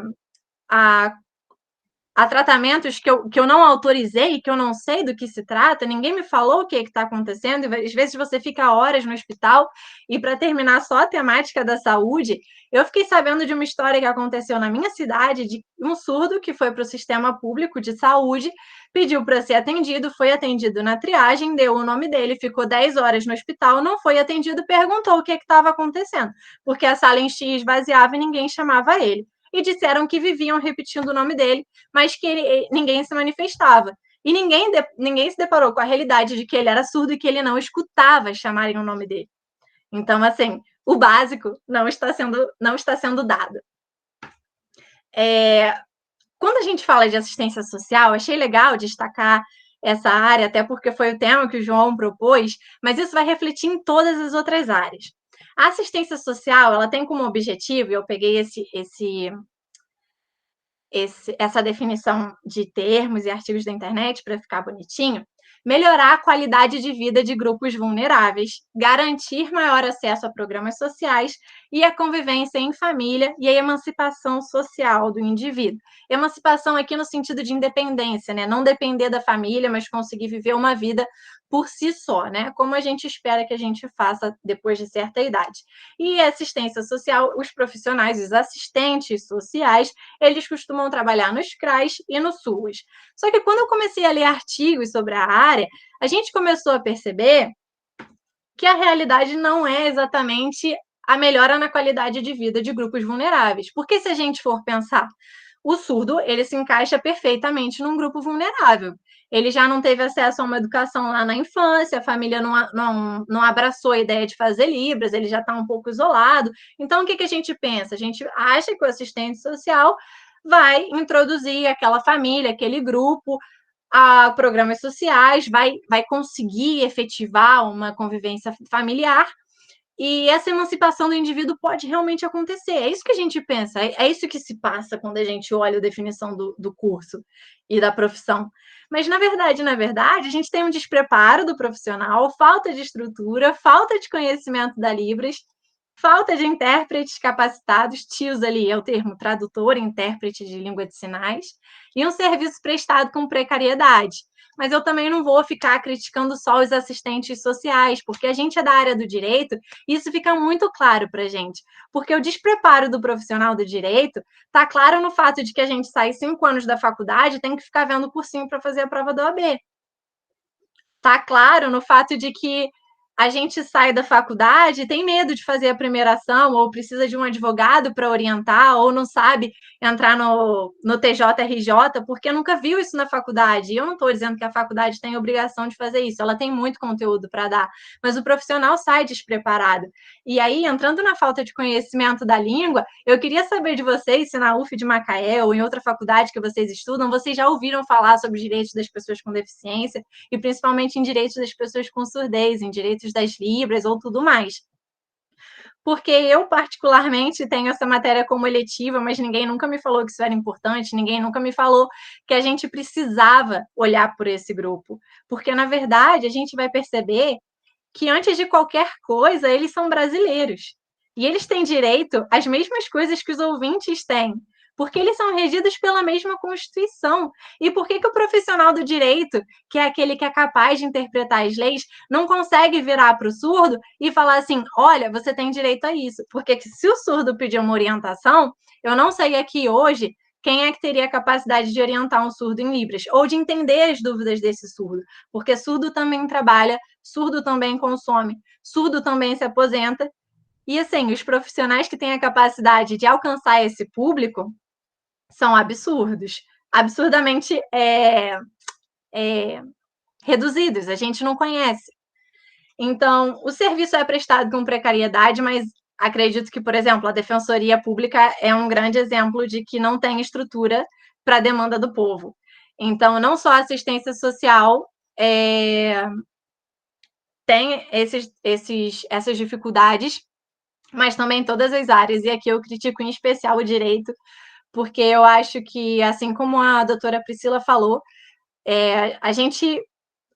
a massa não entende a lei, a gente estuda 5 anos para entender, e mesmo assim existem entendimentos ambíguos que estão escritos numa outra língua para o surdo. Então, são limitações muito maiores, né? Aqui eu fiz um comparativo com os direitos, eu vou passar aqui muito rápido, porque o João já me chamou a atenção com relação ao tempo. E gente, depois eu leio os comentários, tá? Senão eu vou me perder. E aí aqui eu quis trazer mais o artigo 5º, porque o artigo 6º, ele é muito interessante, na verdade é o que é mais afetado, mas é muito fácil para a gente dizer que o Estado precisa atuar e que o Estado não está fazendo. Então, queria mostrar também que tem uma questão de uma iniciativa do particular, que ele não se move a fim de querer uma acessibilidade, a fim de realmente incluir o surdo na sociedade, né? O artigo 5º, inciso 6º da Constituição, ele fala sobre a consciência de crença e a liberdade de crença e liberdade de consciência, mas, a título de exemplo, eu digo aqui que na minha cidade, os testemunhas de Jeová conseguem uma vez por semana, fazer uma reunião só para a comunidade surda e para pessoas que entendem Libras. A reunião é toda acessibilizada em Libras, em contraponto com a Igreja Católica, que atualmente, ela começou um trabalho voluntário, eu e mais uma intérprete, a gente começou a acessibilizar missas 2 vezes, em 2 domingos por mês, e a gente percebeu que esse é o único trabalho da diocese. Diocese não é só Nova Friburgo, não é só região, tipo, bairro, são várias cidades próximas, é como se fosse, assim, paróquia é um município e diocese é como se fosse um estado, assim, né? Tem várias organizações internas, várias igrejas, vários pequenos conglomerados de pessoas, e nenhuma dessas igrejas elas conseguem fornecer uma acessibilidade. E aí, até que ponto eu tenho a liberdade de crença se eu não sei qual é a crença que eu quero seguir, né? Então, assim, logo a igreja, que ela é reconhecida pelos trabalhos voluntários que ela faz, lógico, tem igrejas que fazem, igrejas grandes, no Rio de Janeiro, em Niterói, eu sei que tem, mas, assim, não são todas, isso é muito precário, isso limita muito um direito básico, o direito à religião, liberdade de crença do surdo. A gente tem aqui o direito ao trabalho, e tem um caso que aconteceu na minha cidade de uma surda que ela recebia menos, isso é muito comum porque ela é deficiente, e ela começou a pleitear pelos direitos dela e demitiram ela. E aí ela colocava currículos em outros locais, dizia das experiências passadas que ela teve, a empresa queria contratar, contatava a empresa que tinha demitido, e a empresa anterior falava assim, olha, é uma péssima funcionária, não contrate. E ela está há 3 anos sem trabalhar porque ela queria um salário igual a das pessoas ouvintes que trabalhavam na mesma função que ela. E não só para eu contar experiências particulares minhas, aqui eu peguei um site na internet, depois se vocês quiserem pesquisar mais sobre o tema, falando da dificuldade de acesso e permanência em empregos formais, que leva a maior parte desse grupo ao desemprego ou subemprego, onde não conseguem obter pleno desenvolvimento de suas habilidades por falta de oportunidade e pela dificuldade de comunicação. Então, não importa se eu sou formada em direito e se eu sou surda. Se quiserem me contratar por causa das cotas, pela quantidade de pessoas com deficiência que precisam estar inseridas numa empresa, vão me colocar provavelmente para fazer serviços básicos, serviços manuais, serviços, por exemplo, de limpeza genéricos, que a gente não precisa ter muita ordem nem muito contato. A pessoa vai pegar, vai fazer, vai repetir aquele movimento e não vai ter nenhum tipo de estresse. E também soube de uma história de um surdo que é arquiteto, esse mora no Rio de Janeiro, e que ele virou para mim e falou assim, não, sabe o desenho do Aqua Rio? Fui eu que fiz, mas não me deram um nome, porque eu sou surdo. E aí, até que ponto a gente não vai poder dar voz para as pessoas que hoje não têm voz? É uma minoria, mas a população surda no Brasil hoje corresponde a cerca de 10 milhões de pessoas. E é uma população maior que a população do Rio de Janeiro.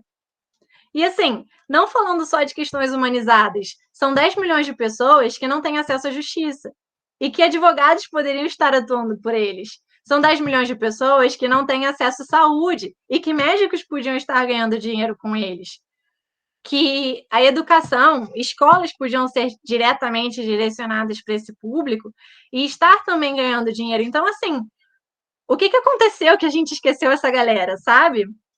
E aí essa reportagem continua mostrando a dificuldade do surdo e aqui falando que tem poucas iniciativas no sentido de acolher devidamente o funcionário. E aqui eu coloco a diferença entre inclusão e integração. Porque existe uma lei que exige que, a partir de certo número de funcionários, eu preciso incluir uma certa quantidade de pessoas com deficiência. Ok, a empresa coloca pessoas que às vezes não têm uma perna, uma pessoa que às vezes tem uma visão baixa e coloca uma pessoa surda. Aquela pessoa está ali e a empresa está cumprindo o dever legal dela. Mas a empresa em nenhum momento pensou em colocar um intérprete lá para que ela entenda quais são as normas da empresa. Ou em nenhum momento pensou em exigir dos outros funcionários que eles tenham capacitação em Libras, para que eles consigam realmente se comunicar. E aí a pessoa surda fica naquele meio, fica naquela empresa, trabalha ali, mas ela se sente apartada. Quantas vezes a gente já não foi numa festa, num rolê, num contexto social que ninguém te inclui, e você fica lá, o que eu estou fazendo aqui? Eu tinha que estar em casa, meu Deus do céu, papapá, e eu estou me sentindo excluído. É assim, esse é basicamente a imagem mental da integração. A pessoa, ela está no ambiente, mas ela não se sente no ambiente. E a inclusão, ela é ao contrário. A empresa, ela se mobiliza para fazer com que a pessoa tenha oportunidades e tratamentos igualitários. E assim, a gente pensa que a inclusão é o que vai acontecer de forma mais lógica. Só que a gente tem que entender que, muito recentemente, a população brasileira elegeu políticos com um discurso de que a minoria tinha que se adaptar à maioria. E eu não estou querendo fazer nenhum tipo de apologia jurídica, mas é essa forma como a maioria da população brasileira entende a realidade. Então, não dá para a gente dizer que, mas a empresa podia colocar um intérprete, a empresa podia exigir como requisito saber Libras, porque muitas empresas exigem que você saiba inglês, mas antes de você sair do Brasil, você tem que conviver com pessoas no Brasil. E o surdo vive aqui, ele nasceu aqui, ele é tão brasileiro quanto você. Por que você não tem que saber Libras? E a gente começa a se questionar. Opa! Aqui eu peguei o direito à informação e eu queria que vocês pensassem e me respondessem, porque eu ainda não achei resposta para isso. E eu queria saber se na televisão, por que só as propagandas eleitorais têm intérprete? Por que o Jornal Nacional não tem intérprete? Por que o intérprete, quando ele aparece, ele está no fundo da tela, lá embaixo, a gente não consegue nem ver a cara dele, porque ele está tão diminuído, porque ele só precisa aparecer por causa de um dever legal? Por que ele é diminuído? Ele vai atrapalhar, ele vai tirar o foco da pessoa que está falando? E aí a gente tem uma reportagem, porque eu não vou ficar aqui só falando de experiências minhas, né? Eu queria trazer um pouco mais de fora da questão regional. A gente tem uma reportagem sobre a mineração de Brumadinho, dizendo: do mais simples portal às maiores emissoras de televisão, o crime ambiental já foi noticiado incessantemente em todo o país desde o primeiro momento. A maioria deles, porém, sem acessibilidade comunicativa necessária. Ou seja, não tinha intérprete de Libras. E aí, eu já estou chegando no final. Esse aqui é um direito que muito me dói, porque nós atuamos no direito e eu entrei no direito sem querer fazer direito, mas a pessoa que é formada em direito, ela tem um dever social muito grande, porque ela sabe quais são os direitos. A gente sabe que o leigo ele pode não ter acesso à informação, mas a pessoa que se forma em direito, que estudou 5 anos, que sabe o básico, ela não pode ser inerte a certas coisas.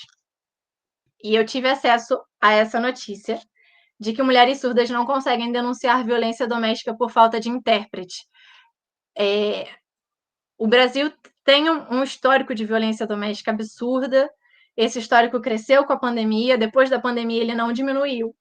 E ao longo dessa notícia, eu li que era um caso de violência doméstica que acontecia desde 2014, que só foi noticiado em 2017, que ninguém nunca noticiou, nunca reportou isso, porque os profissionais da delegacia não entendiam o que era dito. E ela só conseguiu fazer a denúncia por causa de um intérprete que se voluntariou para falar, sendo que ela já tinha passado com risco de... Ela já teve risco de morte, já passou por vários problemas nesse meio termo, até porque, convenhamos, são 3 anos sofrendo violência doméstica. E a gente começa a refletir porque os juízes que estão julgando os processos estiveram na faculdade de Direito por 5 anos, os delegados que estão na frente de muitos processos policiais estiveram na faculdade e em nenhum momento ninguém disse para eles que isso era necessário.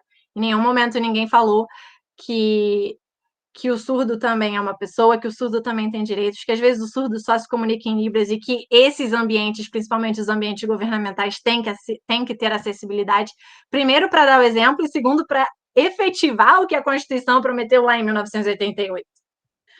Porque a gente consegue, quando a gente não tem um direito garantido, a gente consegue requerer isso no judiciário.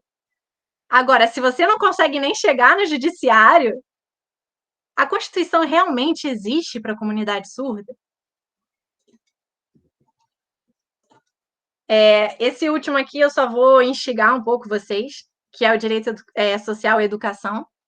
E ele fala que a Libras tem que ser inserida como disciplina curricular obrigatória nos cursos de formação de professores.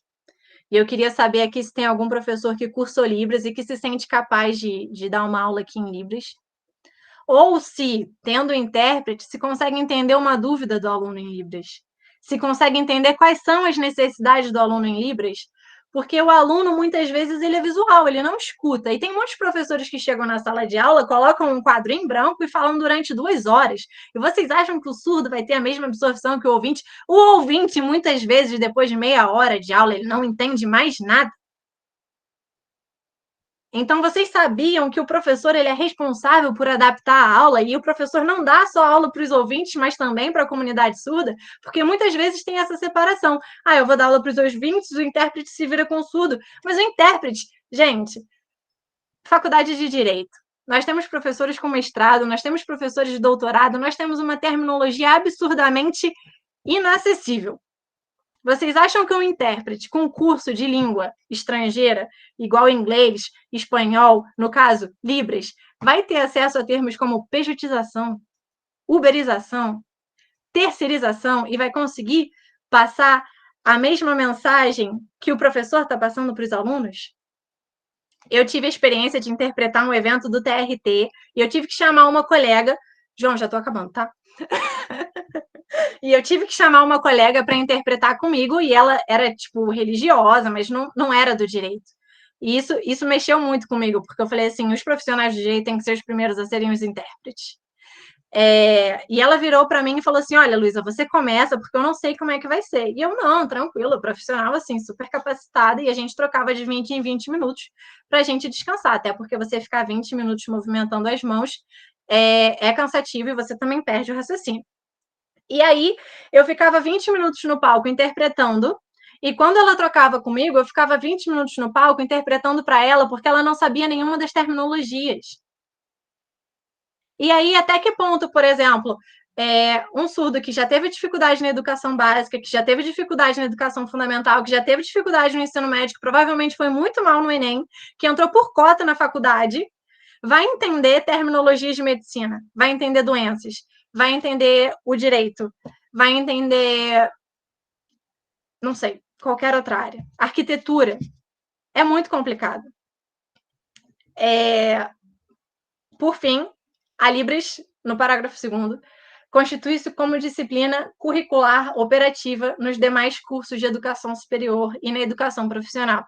E aqui eu digo para vocês que em 5 anos de faculdade de Direito, ninguém nunca me falou para eu cursar Libras.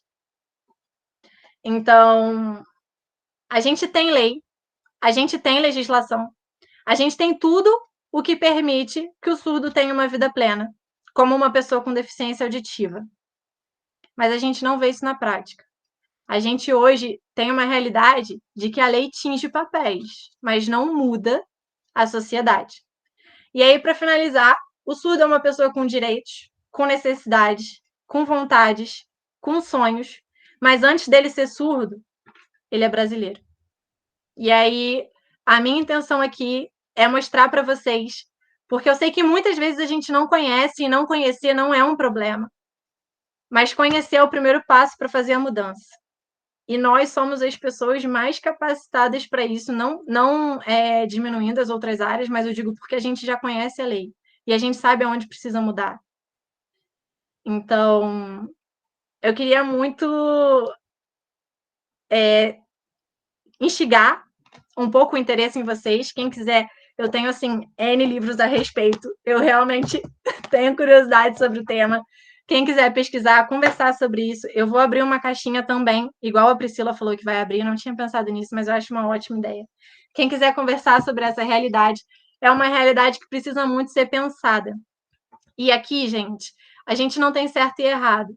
A gente tem uma comunidade que é recente, que foi muito negligenciada por muito tempo. Eles sofreram com repressões sociais e de todas as esferas.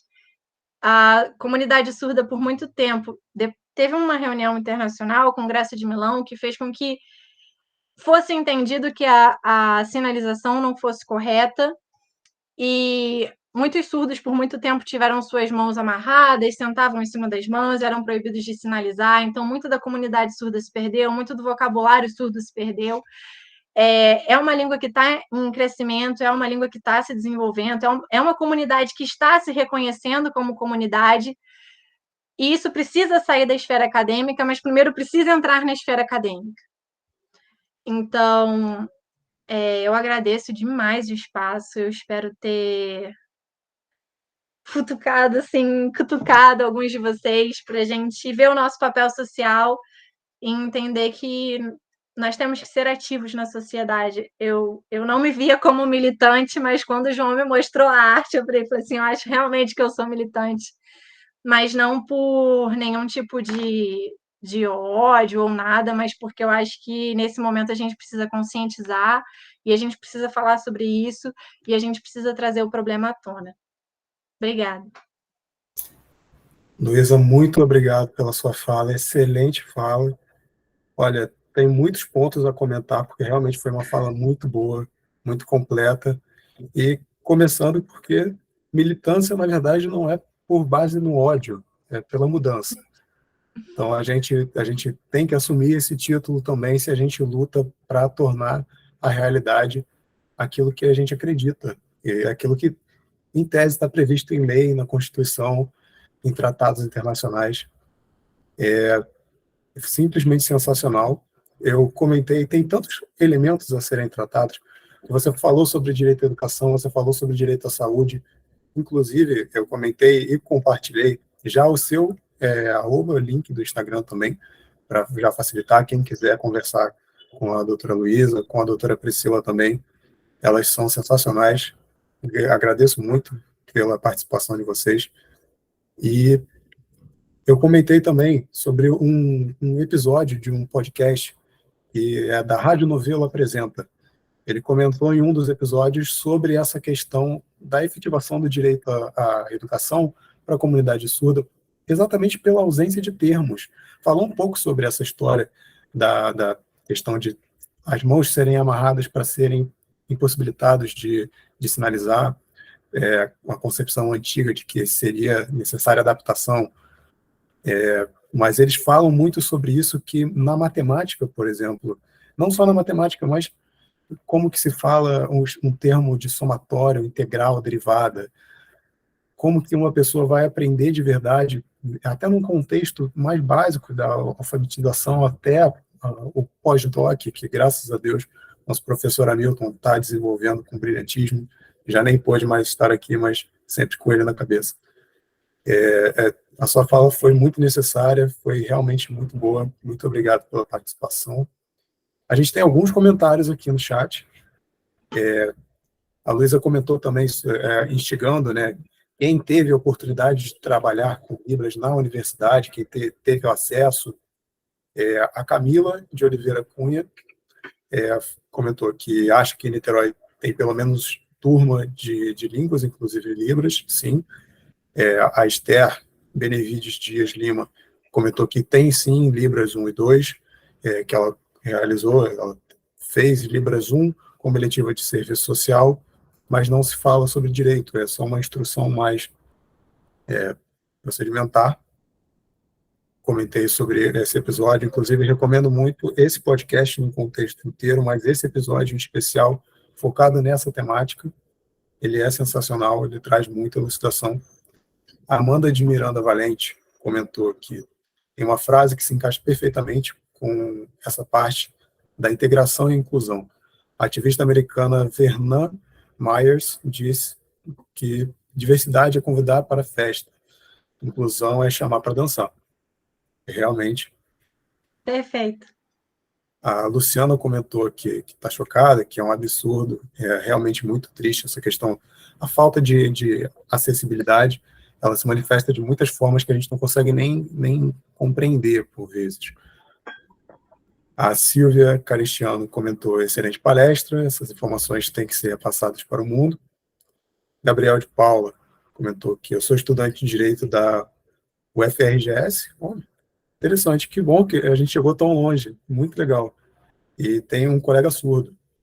Tem uma equipe de intérpretes que sempre está com ele, 2 intérpretes traduzem para ele, traduzem o que ele fala para os professores. Legal. É muito interessante isso, que bom que é possível isso para algumas pessoas, mas isso, concordo, eu acho que seria necessário isso para todos, né? Tornar universal esse acesso. Mas é muito bom ver o que, infelizmente, se tornou essa exceção à regra que se tornou regra, né? Amanda Luiz Santana comentou que palestra potente. João, rapidinho. Sim. Só para eu aproveitar aqui o comentário do Gabriel, Claro. atualmente os surdos estão conseguindo chegar com mais facilidade na esfera do ensino superior. Mas hoje mesmo, eu faço um trabalho voluntário com a UF de Fonoaudiologia, aqui de Friburgo, e lá eu ensino Libras para estudantes de fono, para eles se comunicarem com crianças que estão adquirindo a Libras como língua, como primeira língua, né, antes do português. E hoje a gente estava conversando justamente sobre isso. E teve um caso de um aluno de medicina da UFRJ que já trancou várias vezes a faculdade porque é muito difícil a comunicação com o intérprete. E aqui não é nem a questão da disponibilidade do intérprete, mas aquilo que eu falei, até que ponto esse intérprete é capacitado para te passar a informação correta, porque as provas dos ouvintes são as mesmas provas dos surdos, então teria que ter um mesmo nível de informação. Achei muito legal ter esse estudante, mas eu imagino que ele deva passar por certas dificuldades. Pois é, com certeza. Continuando aqui, tivemos muitas interações no chat, que bom, fiquei muito feliz com isso. A Camila de Oliveira comentou, inclusive, que uma amiga dela saiu com um menino que tem deficiência auditiva e ela relatou que abriu muito a cabeça dela para essas questões de acessibilidade, que, por exemplo, ele já tinha um aplicativo para transcrever os áudios que recebia, e como eles se conheceram pela internet, ela não imaginava dificuldade quando enviava. Além disso, como ele não nasceu com deficiência, no meio da faculdade resolveu se transferir para uma faculdade particular pela falta de estrutura da universidade pública. Realmente, isso brincadeiras à parte sobre o Ministério do Namoro, a gente tem que pensar também nessa questão. Isso também faz parte da vida em sociedade. As pessoas têm o direito de interagir entre si, e como que fica uma pessoa portadora de deficiência, no geral, mas também no específico, pessoa surda, nesse contexto, como que fica?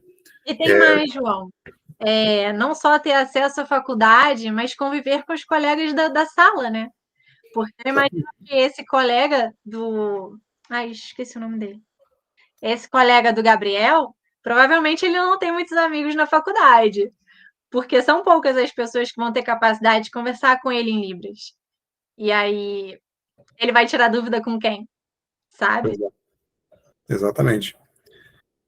O Vinícius Santos comentou, esses termos mais nichados de diversas áreas do conhecimento para existir em Libras depende do acesso dessa população no ensino superior.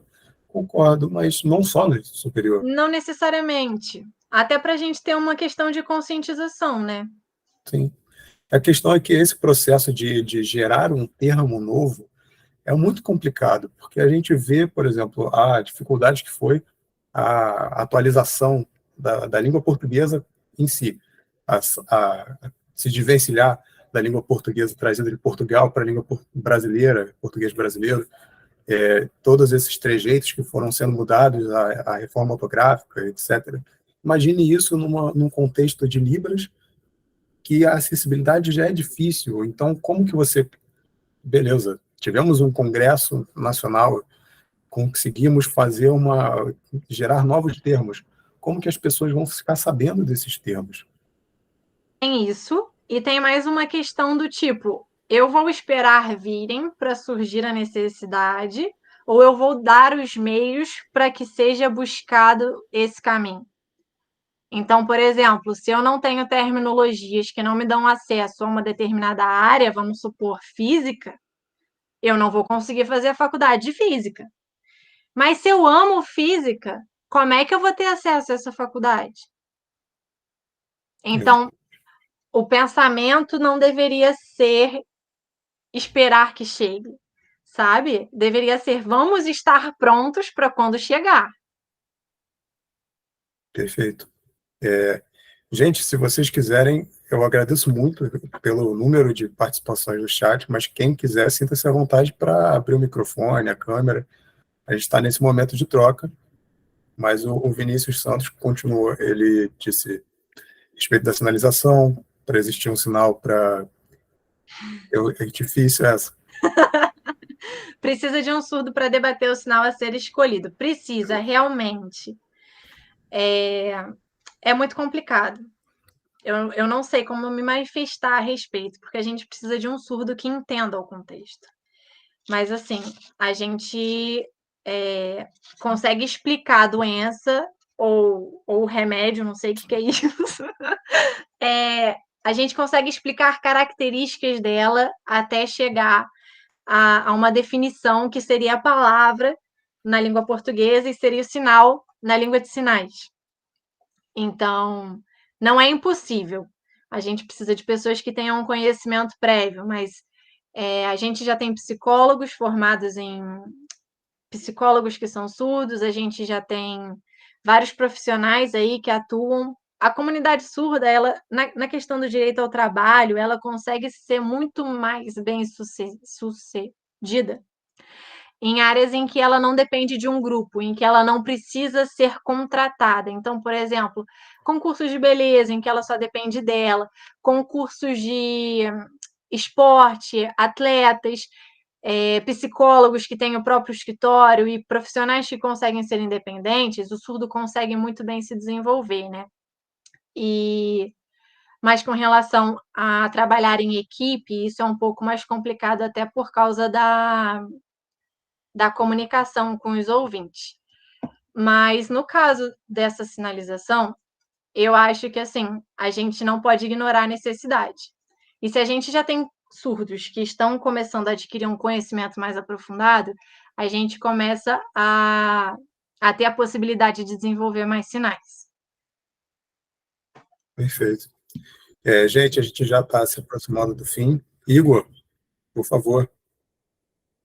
Meu amigo, boa noite a todos. Assim, eu vou ser muito breve. Primeiro, parabenizar a professora Priscila, a doutora Priscila, que veio anteriormente, doutora Luísa, muito provocativa, né? Eu prometo não demorar, João, porque senão a gente se estende. Só fazer algumas pequenas colocações, né? E eu vou jogar uma provocação, fazer uma pergunta. Né? Essa questão do direito, né? O Luhmann sempre disse que o direito, né, numa visão mais pragmática, o direito serviria para atender expectativas, né? Sendo como elemento cognitivamente aberto, né? Ele absorve essas informações, mas operativamente fechado. E isso ele não estava falando não de forma a defender a estrutura do direito, mas explicando e levando isso. Se a gente pegar uma visão do professor Marcelo Neves sobre essa questão do constitucionalismo simbólico, a gente tem muito disso no formalismo, né? Desse formalismo numa Constituição que é analítica, em que você tem como se você simplesmente colocasse a formalização de uma determinada situação, como o artigo 5º, o artigo 6º, você poderia sanar situações, necessidades prementes da sociedade. Eu queria fazer assim, uma pergunta, uma provocação, né? Será que, na verdade, esse não se identificar é que eu sempre brinco, né? Isso não é uma invenção minha, mas eu ouvi que o Brasil, nós somos o extremo ocidente. Isso mesmo, somos o extremo ocidente. Nós queremos ser ocidente, nós nos projetamos em modelos de ocidente, compramos um liberalismo aqui sem qualquer posicionamento de esse ou aquele sistema, mas a gente compra uma ideia de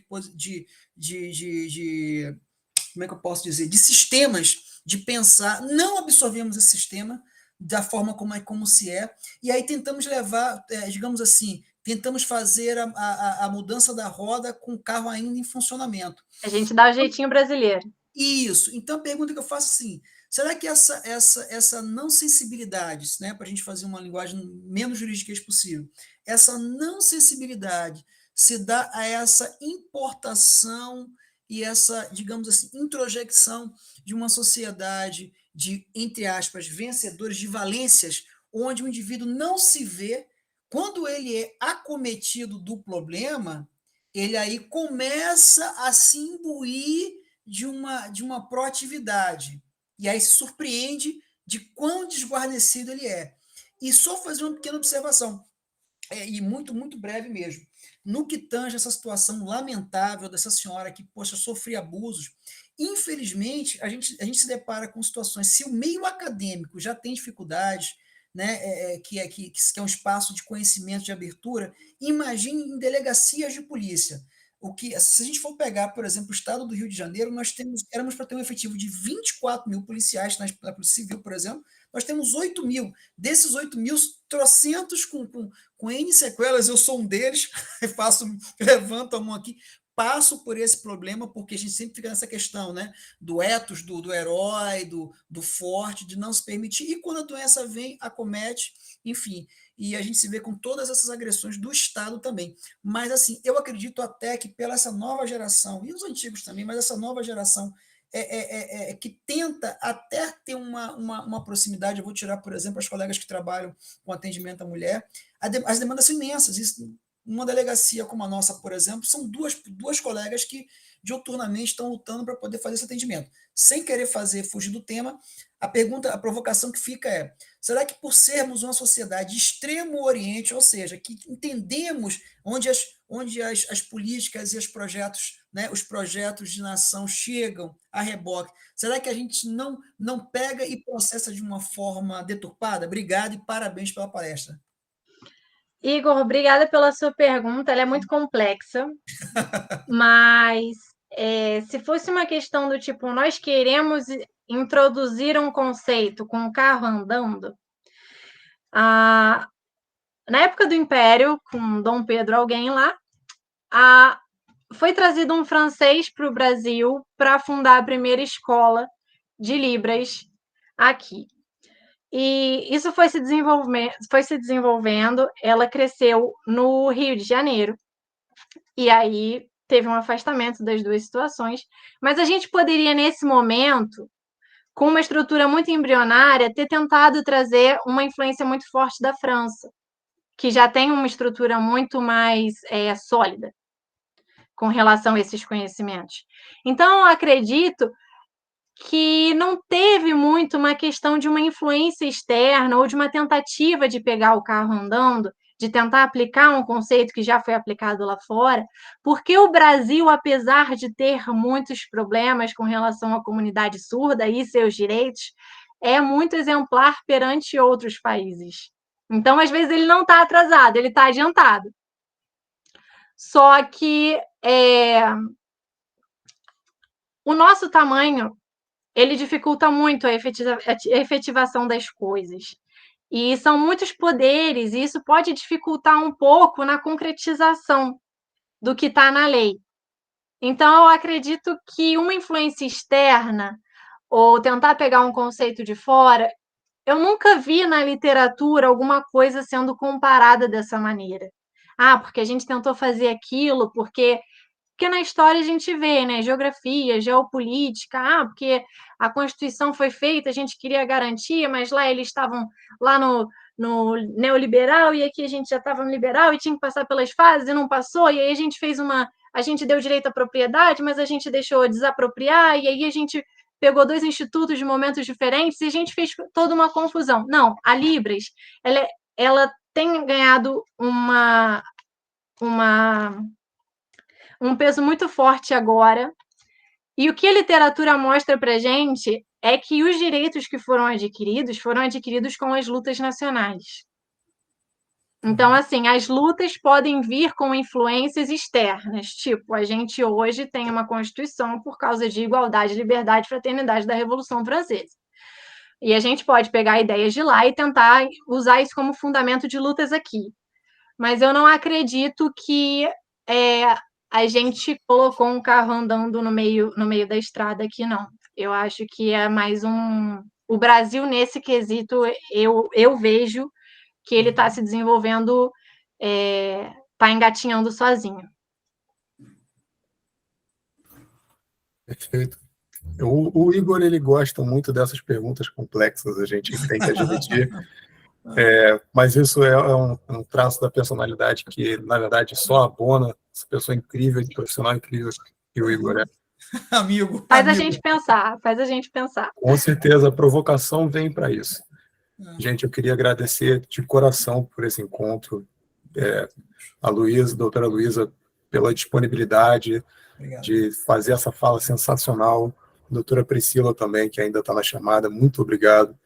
Esse encontro foi disparado o mais bem sucedido por enquanto, e a gente vai melhorando a partir daqui.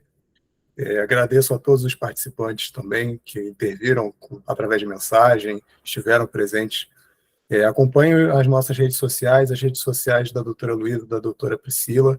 Eu encaminhei lá em cima os links, mas vou encaminhar novamente. Tem toda essa questão das caixas de pergunta que vocês podem fazer lá no Instagram. E a gente fica por aqui, mas acompanhem a gente, que no próximo mês a gente vai ter mais um encontro. Esse grupo de estudos vai até o final do ano. A gente vai ter um pequeno intervalo no recesso escolar para poder organizar, mas, via de regra, todo mês teremos um encontro, quem sabe mais de um. Então, muito obrigado mesmo, gente. Boa noite. E é isso. João, obrigada pelo convite. Me ponho à disposição para futuras reuniões, se a gente quiser voltar no tema ou debater alguma outra esfera. Parabéns pela iniciativa, porque eu tenho certeza que vocês vão fazer toda a diferença no futuro, viu? Boa noite, gente. Boa noite, gente. Tchau, tchau.